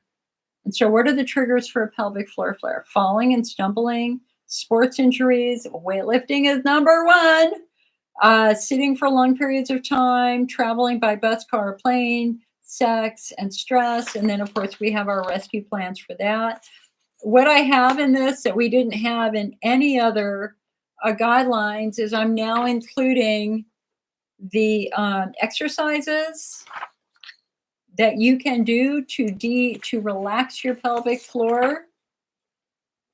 See that? So I've got a whole bunch of exercises in here. See? Okay. It's almost done, you guys. I've been working on this for a month now. Boy, it'd be really nice if I had freaking page numbers on here. I do not have page numbers on here. That is bad. I need to put page numbers on here. The nervous system dysregulation stress flare. That was our question. It's how do we handle a stress flare? So this is brand new. We've never done anything like this before because now we understand the role that stress and anxiety and fight or flight and how that triggers all of our symptoms. So almost every patient has experienced or is vulnerable to a stress-induced flare. When we are under intense or constant stress, our body prepares itself to fight, flee, or freeze. This kept humanity alive for thousands of years, especially when we feared a saber-toothed tiger walking by.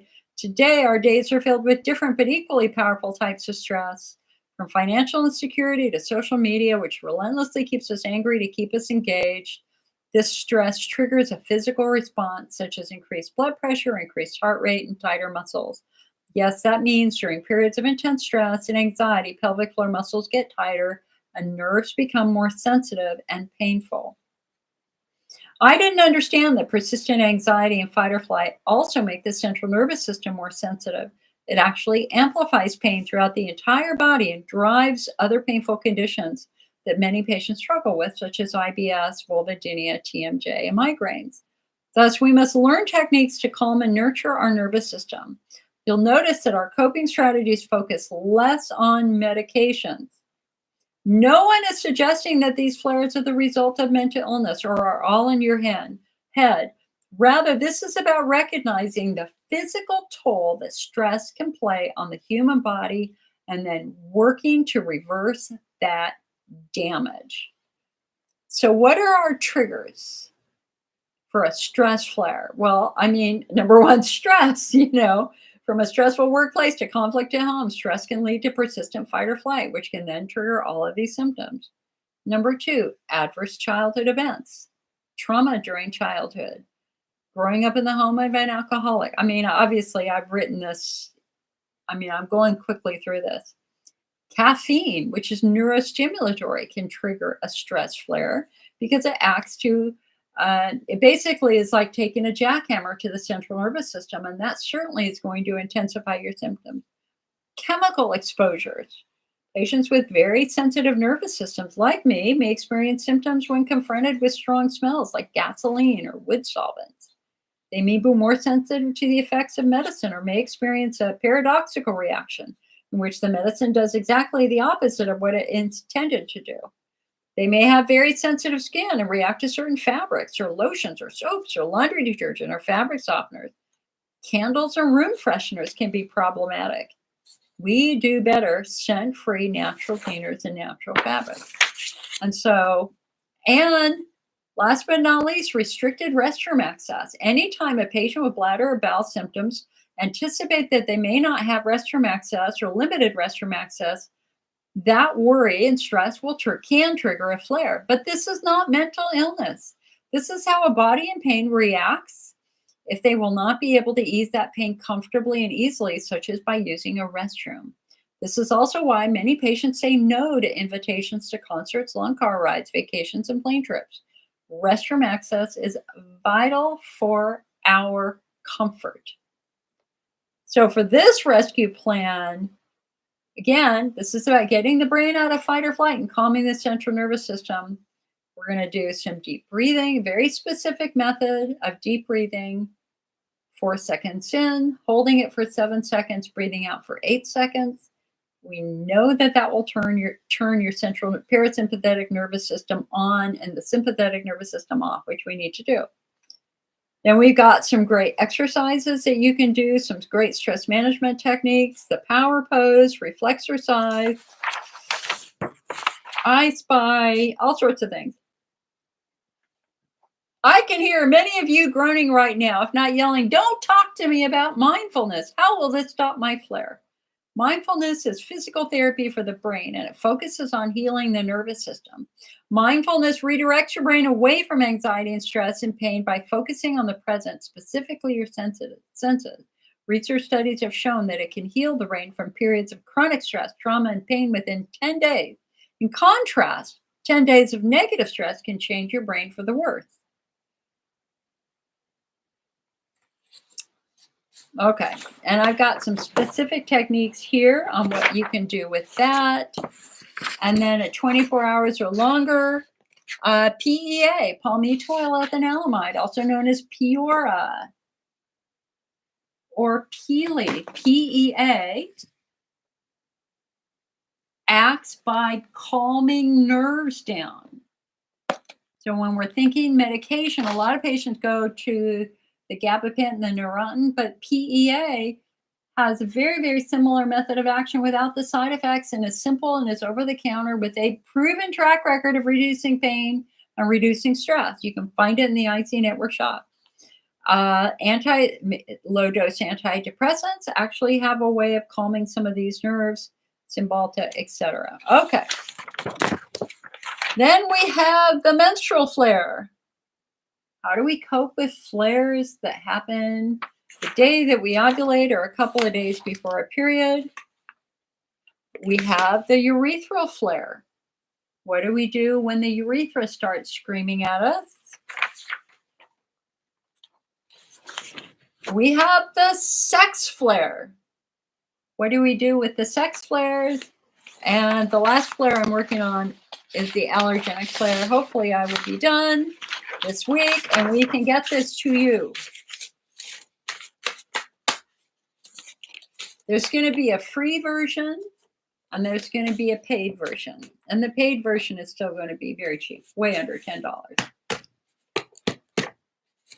Jennifer, you had a message, but you deleted it. What's your question, hon?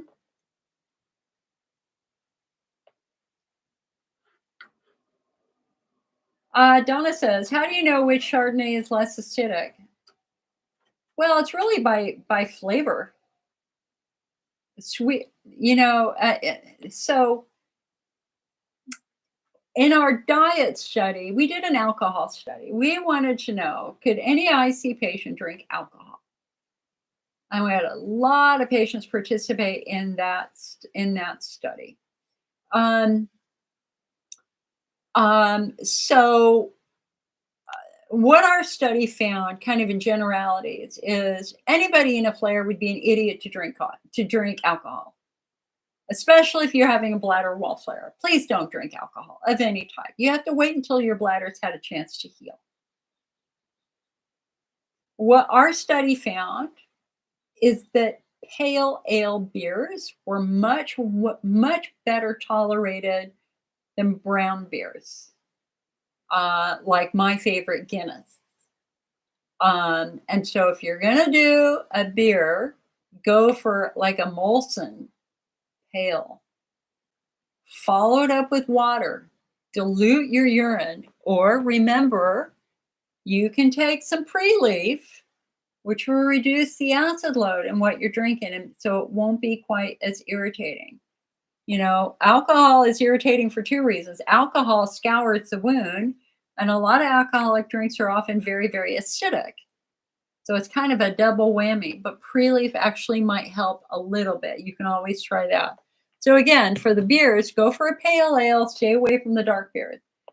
For the wines, you want a wine that is lower in acid.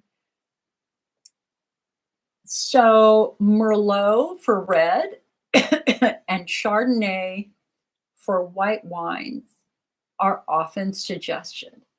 Um, my sister, who is a winemaker, and please, I know I worked in wineries for years when I was in grad school. I would do it now if I could. Working in a tasting room is fun. But I worked in the lab also with my sister because, hello, chemists. We're both chemists. Okay.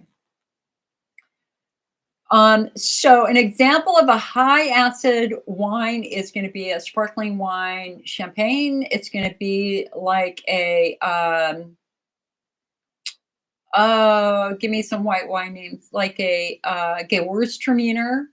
That's going to be pretty acidic. A Pinot Grigio, that's going to be pretty acidic, but the Chardonnays are just kind of mellower and less acidic. A great way to have wine is just serve it on ice. So the water dilutes it. So we've got diluted wine, or better yet, do it in the form of a spritzer. That way you can do a shot of wine, this much of water, ice. You're getting a little tiny bit of alcohol, much less irritating to your bladder. For the red wines, you want to stick with the Merlots. Cabernet can be a little bit more on the acidic side. Bordeaux blends, kind of, sort of. Petit Verdot, wonderful for anybody who's a wine person. I'm not a particular wine person. The type of alcohol that I really like, I like fruity, and so I like hard ciders. A hard cider, a little bit less acidic, a little bit more diluted, and a lot more flavorful. And so they have, here in California, we have a ton of hard cider makers. So they make an apple hard cider, they make pear hard ciders. The hard ciders I like the most are the berry hard ciders. And again, serve it on ice, dilute it with a little bit of water. You really reduce some of the irritation that alcohol can cause. Now, for hard liquors, what our study showed, which is fascinating, is that the most bladder-friendly alcohol was, in fact, sake, rice wine. The most irritating alcohols were things like bourbon. And so if you're going to do an alcohol, go for a clear alcohol, sake, vodka, use an icy-friendly mixer. This is not the time to do a mimosa with orange juice. This is the time to do, oh God, what's it called? Because you can tell I don't go to bars anymore because I'm older. What is that milk cocktail? It's got milk and it's got not coffee, but it's got something else in it.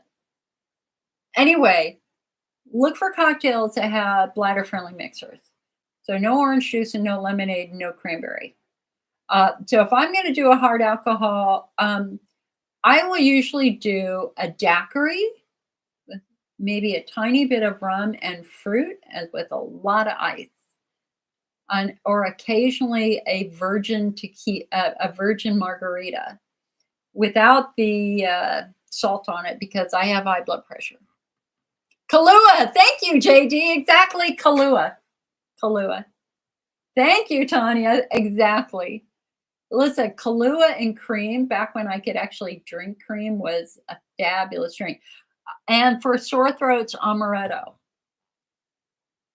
I can remember in college, I had a terrible strep infection, and one of my friends had amaretto, and I just did shots of amaretto for a day. Try to numb my throat. It worked. I'm not recommending that to anybody, by the way. Jennifer said, I was wondering about the efficacy of alkaline water. Is this harmful or helpful? I've gotten mixed messages about it. Jennifer, great question.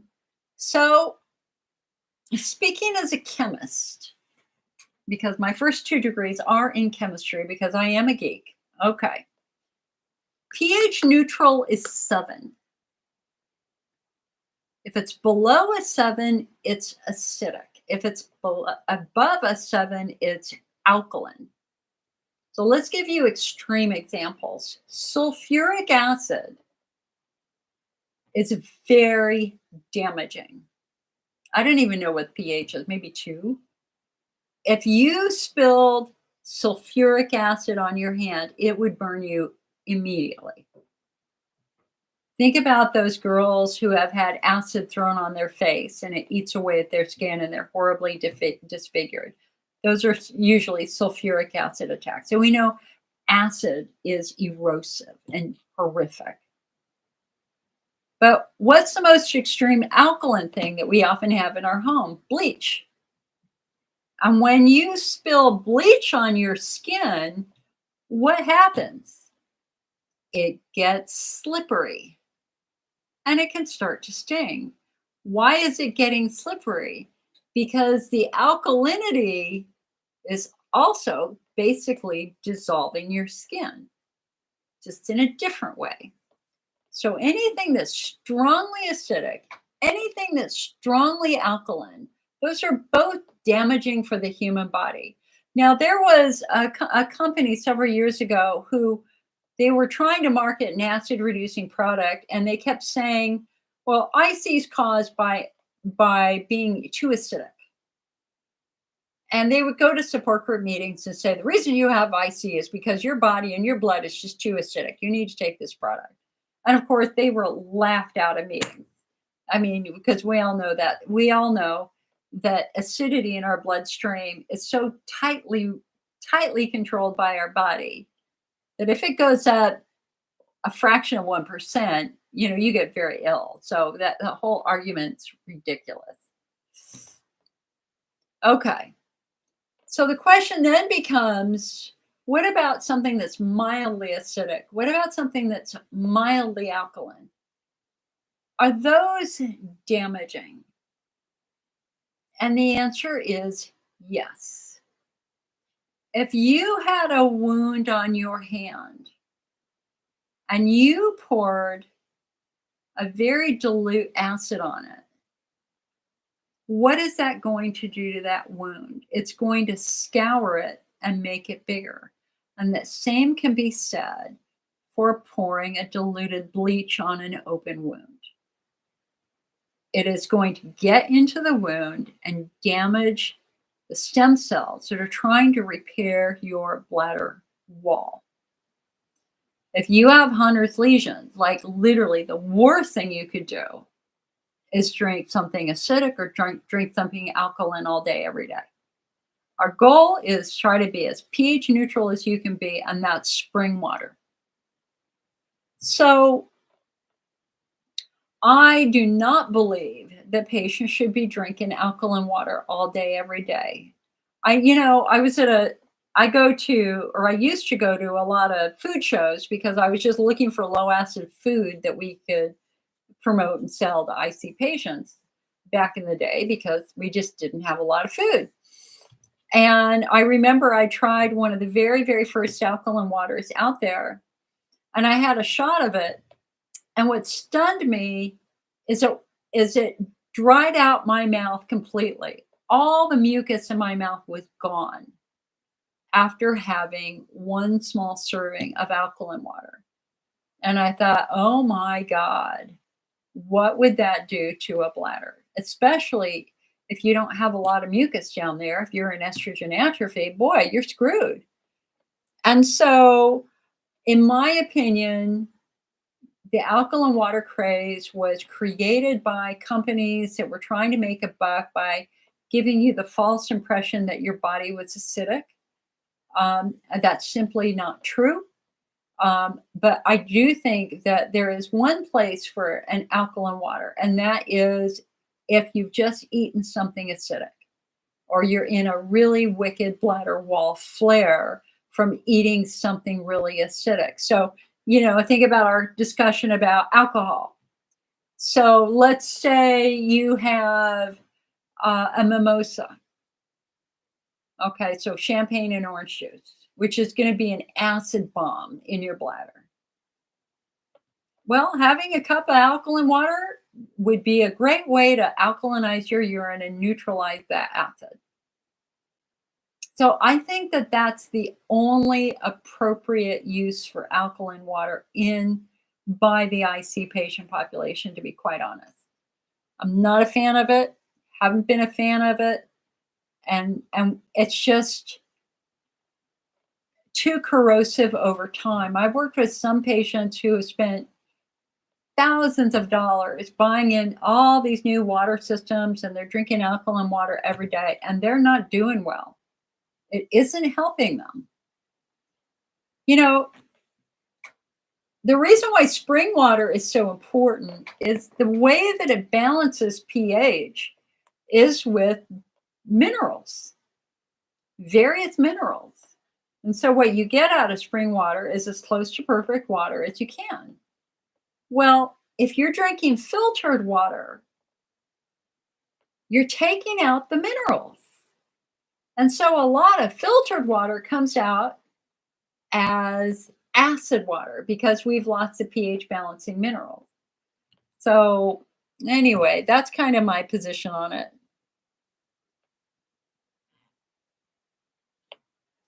Donna, okay. Tanya says, we have a reverse osmosis home filter. You do better on spring water now, but the problem is the plastic bottles. You're right. Yeah, you're right. It's very tricky where we are right now. Although, Tanya, I was just reading it because I have out in my garage. I mean, I live in fire country and earthquake country. And I had this massive emergency kit I was filled with medical supplies, foods, water filter, you name it. I had a sterno, bleach, band-aids. I had this huge bin outside. It's supposed to be outside that for all of our emergency supplies. And unfortunately, the lid broke. And when I was cleaning my deck 2 weeks ago, I opened it up and there was 3 inches of black water in it. It was dissolved sterno. And oh my God, it was horrific. It was a horrific toxic thing. Anyway, that's a whole nother story. It's all gone. Everything's gone. Everything went. I paid $600 to have some of it go. It was a chemical stew. So that then made me go, okay, what about our water? Because I probably have 6 or 7 flats of bottled water in my garage that are 2 to 3 years old. And I was looking at the research literally last week, and it was saying that bottled water is generally considered to be very safe for very, very long periods of time. The challenge, of course, is that the longer it's in the plastic, the more potential plastic particles get into the water. So, what do they say that we eat a credit card's worth of plastic every day now in our food? Isn't that crazy? I mean, I'm having a smoothie. The yogurt was in plastic. The frozen fruit were in plastic bags. I made it in a plastic Ninja bottle. Oh, dear gods. You try to do the best you can. Tanya says, know the feeling, you're in Florida hurricane country. Yeah, definitely. JD says, well, let's see. Your urologist recommended alkaline water. And JD Payne said, your urologist recommended it. I mean,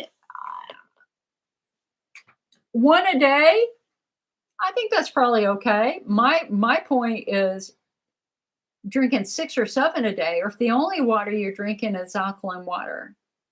I think we have to go back to what is the natural human state what is the natural state for the human animal? Our body was designed for natural water from streams. I mean, did they have alkaline water 1,000 years ago, 100,000 years ago? Maybe Maybe in certain times of year, maybe in certain locations, maybe in people near volcanic activity, I don't know. But I think that the more natural we can get, the better, and I just think spring water is the way to go.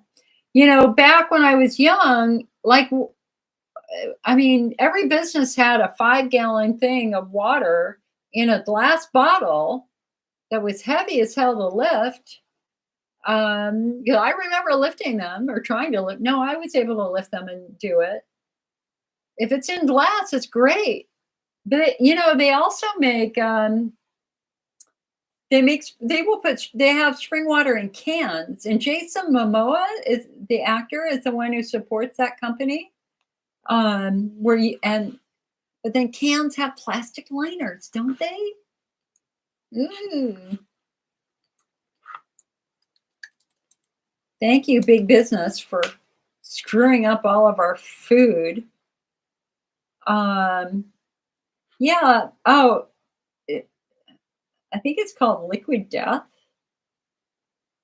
Arrowhead spring water comes. Oh, look at this. My favorite brand is Arrowhead, and there's another brand, Calistoga Water. It comes in aluminum bottles. You can get it in aluminum bottles.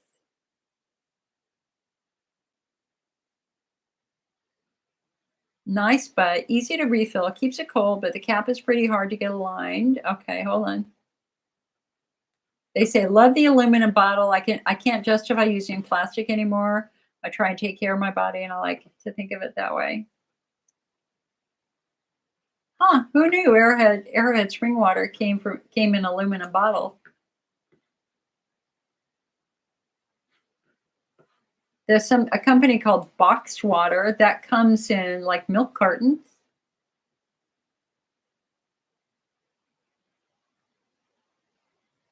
100% 92% plant-based carton with a plant-based plastic cap made from renewable resources. All right, where there's a will, there's a way. That's one thing I agree with Robert Kennedy on, is we gotta clean up a lot of our food right now. Speaking as a chemist, I wouldn't trust a chemical company. I wouldn't trust any of them at this point in time. I think that I think that we have a lot of new chemicals that are introduced into our environment through imports from China, where we don't have proper testing to know how damaging they are. We certainly know that endometriosis is triggered by exposure to toxic chemicals that are estrogen mimickers. Dioxin, the single most poisonous molecule ever made by man, happens when you burn plastic.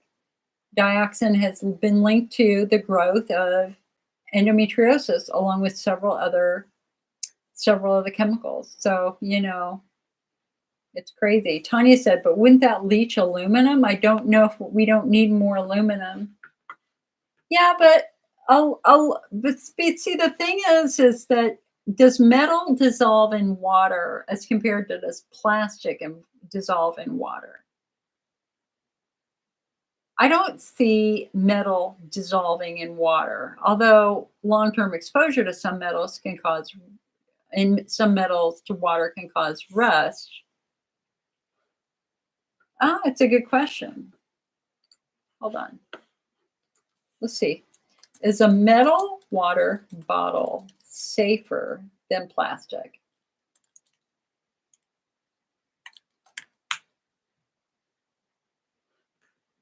Michigan State University. Oh, here we go. Here's a perfect answer to your question.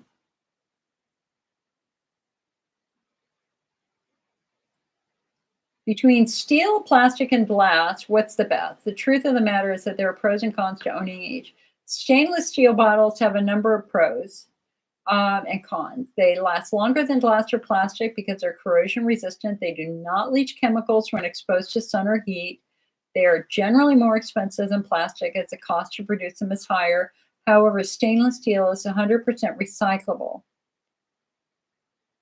The best option for selecting stainless steel bottles is food grade, which means 18% chromium, and 8% nickel.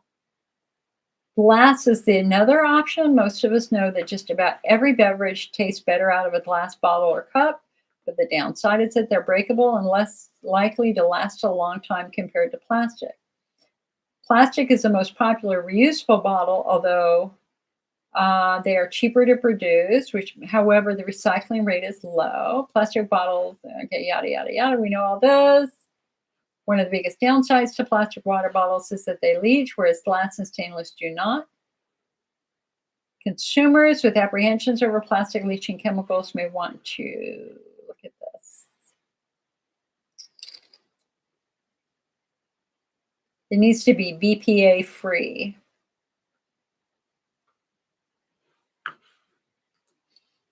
Oh, what a challenging world we live in. Holy moly.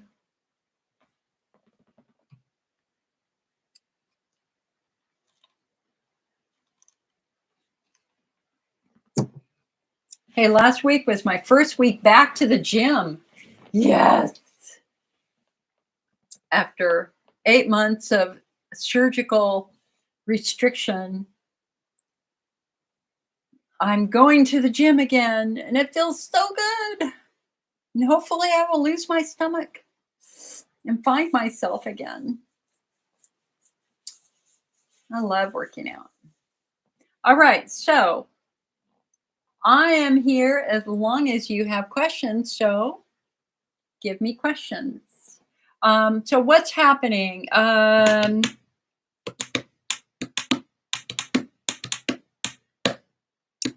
have a bunch of meetings. Bringing on a new product line for genitourinary syndrome of menopause. We should get that kicked off in the next couple of weeks. We have a couple more conferences that are happening, hopefully with, let's see, hold on. I have a conference next week, and then I've got, huge conference in June. Cannot wait for that. Big two-day conference in there. So hopefully I'll have lots more new info for you.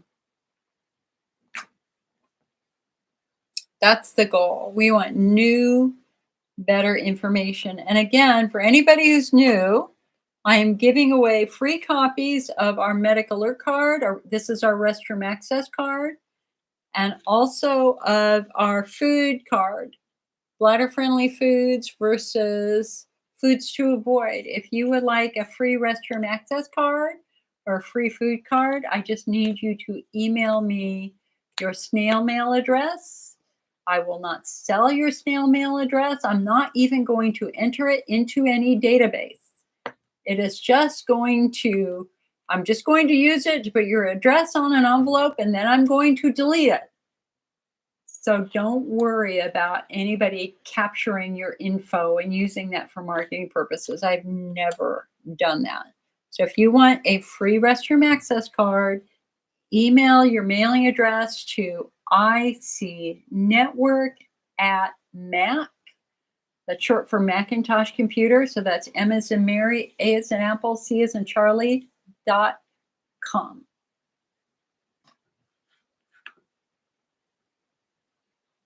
Okie dokie. Well,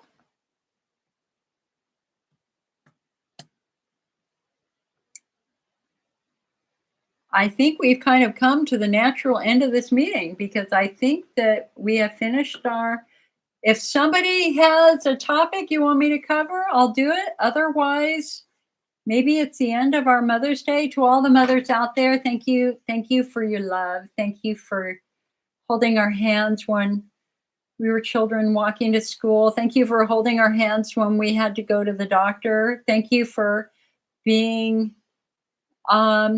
great animal moms. Thank you for being moms to your elderly parents. Thank you for listening and comforting and trying to make bladder-friendly foods.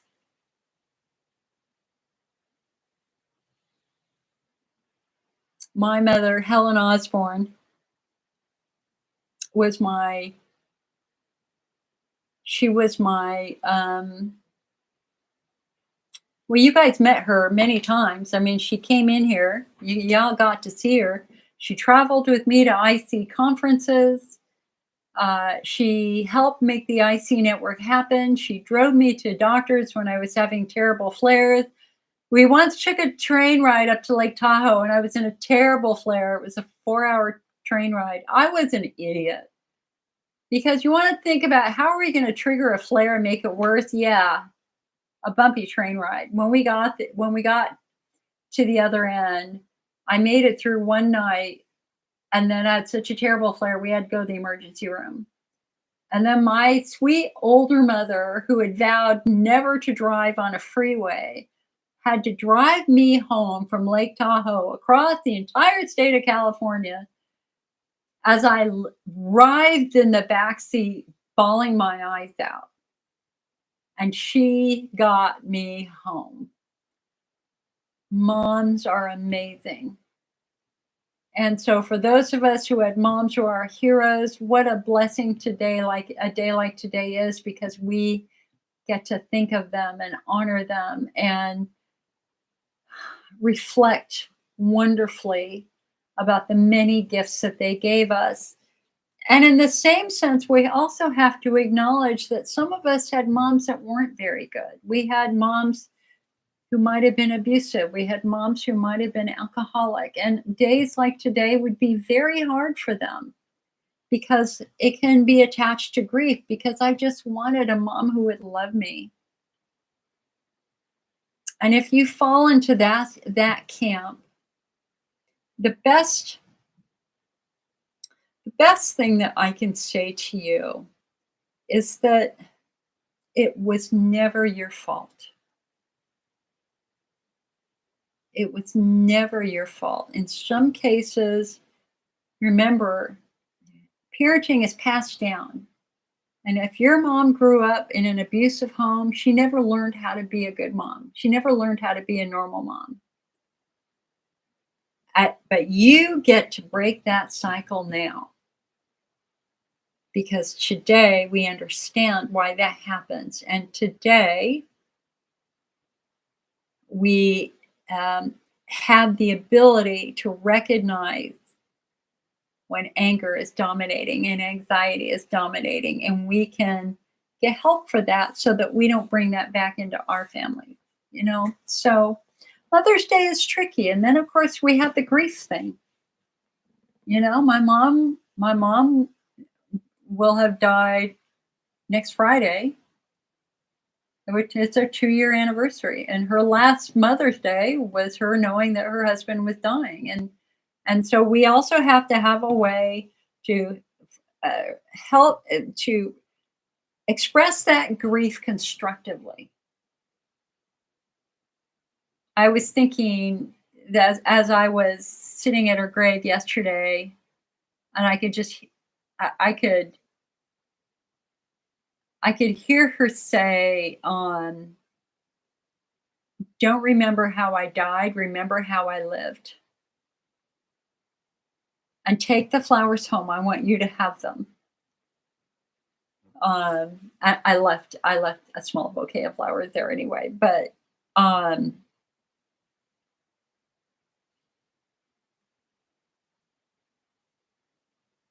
we loved our moms. I love my mom dearly. I did. And yet I feel her all the time. All the time. And be open to those moments when maybe you hear your mom's voice, maybe you feel your mom whispering in your ear, you know, do this, not that. Oh, life is interesting. JD, you're very, very welcome, hon. You know, I was doing, I want to give you an example of something that happened to me that it was really, really amazing. So I developed really severe PTSD after they died. I mean, my mother basically collapsed in my arms as I was screaming for help. You know, she had a massive stroke in my arms. And losing both of them at the same time, I was not prepared for that. I kept rehearsing in my brain, okay, if we lose mom, would dad and I be okay? Yeah. Yeah. If we lost dad, would mom and I be okay? Absolutely. Never even dawned on me I could lose them both days apart. Right. And just the shock of it, the PTSD was just massive. The first day I was like screaming, crying, and I had to call my best friend and say, you have to come over because I can't stop crying. Um,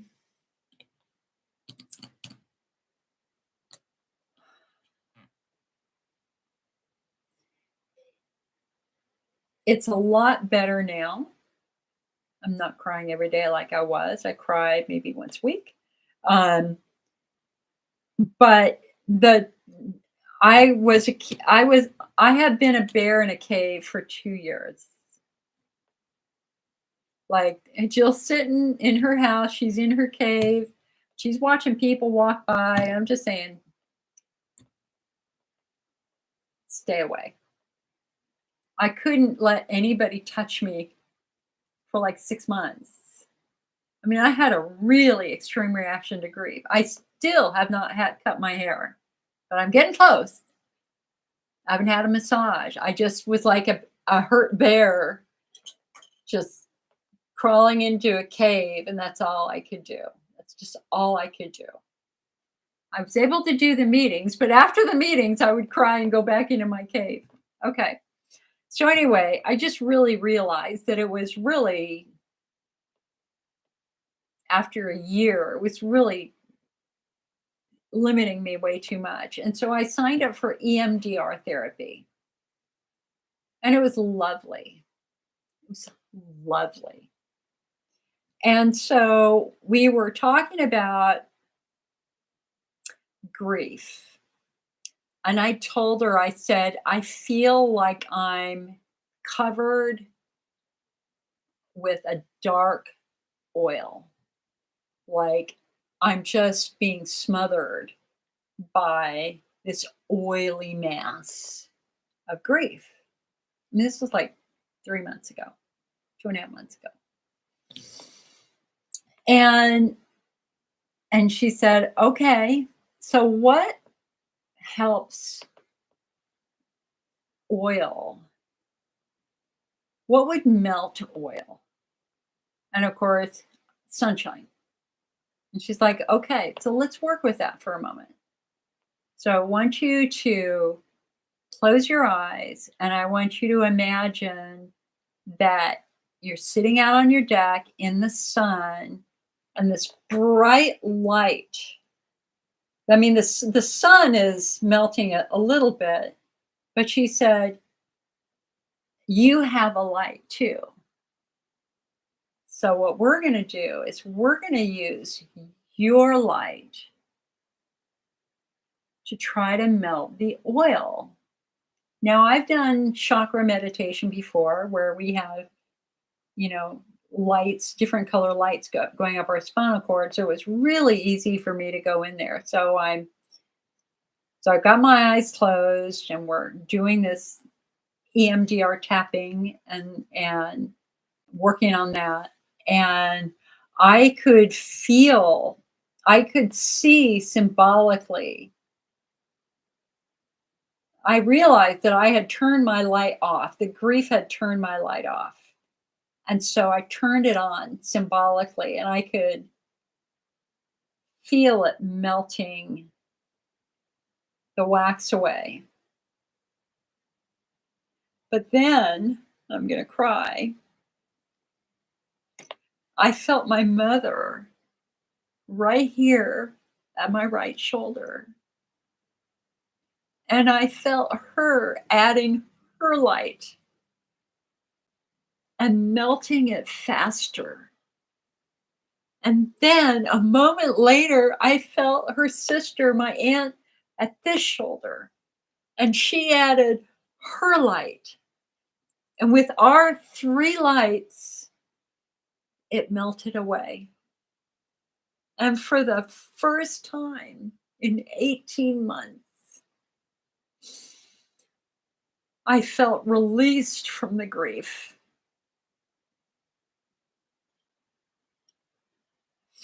And it was wonderful to,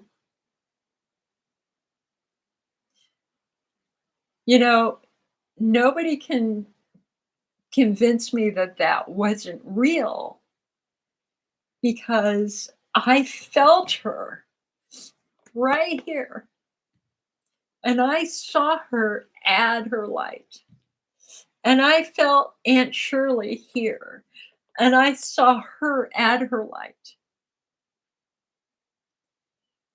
And that just reminds me yet again that spirit is real and they were there for me that day. And they have been there for me ever since. When my mom, when they, the irony is that we all got COVID. And the last time I saw my mom, I started coughing so badly.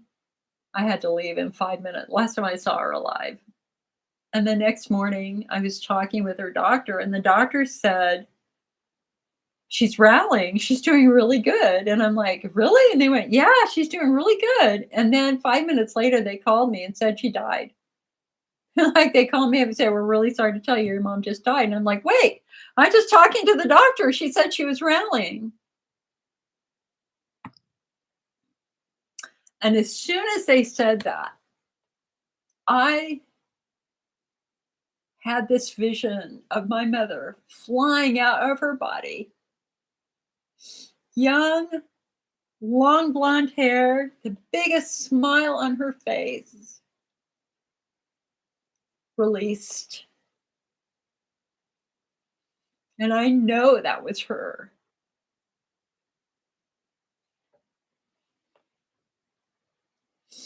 And the reason why it's easy now, even though I'm crying, these are, is that I know that's what she wanted. She was 94. She couldn't walk. Her legs shook. She could only walk an inch at a time. And honestly, the love of her life, the man who was with her for 75 years, was gone. And if you'd given her the choice,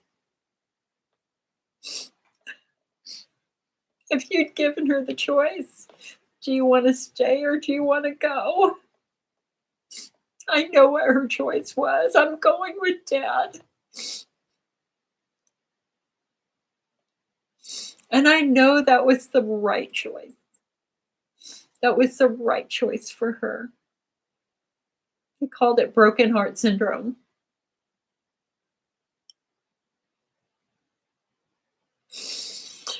Oh.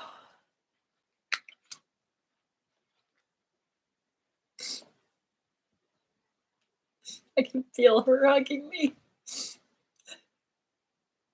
I know some people might think I'm nuts, but honestly, when you believe in spirit, you believe in spirit.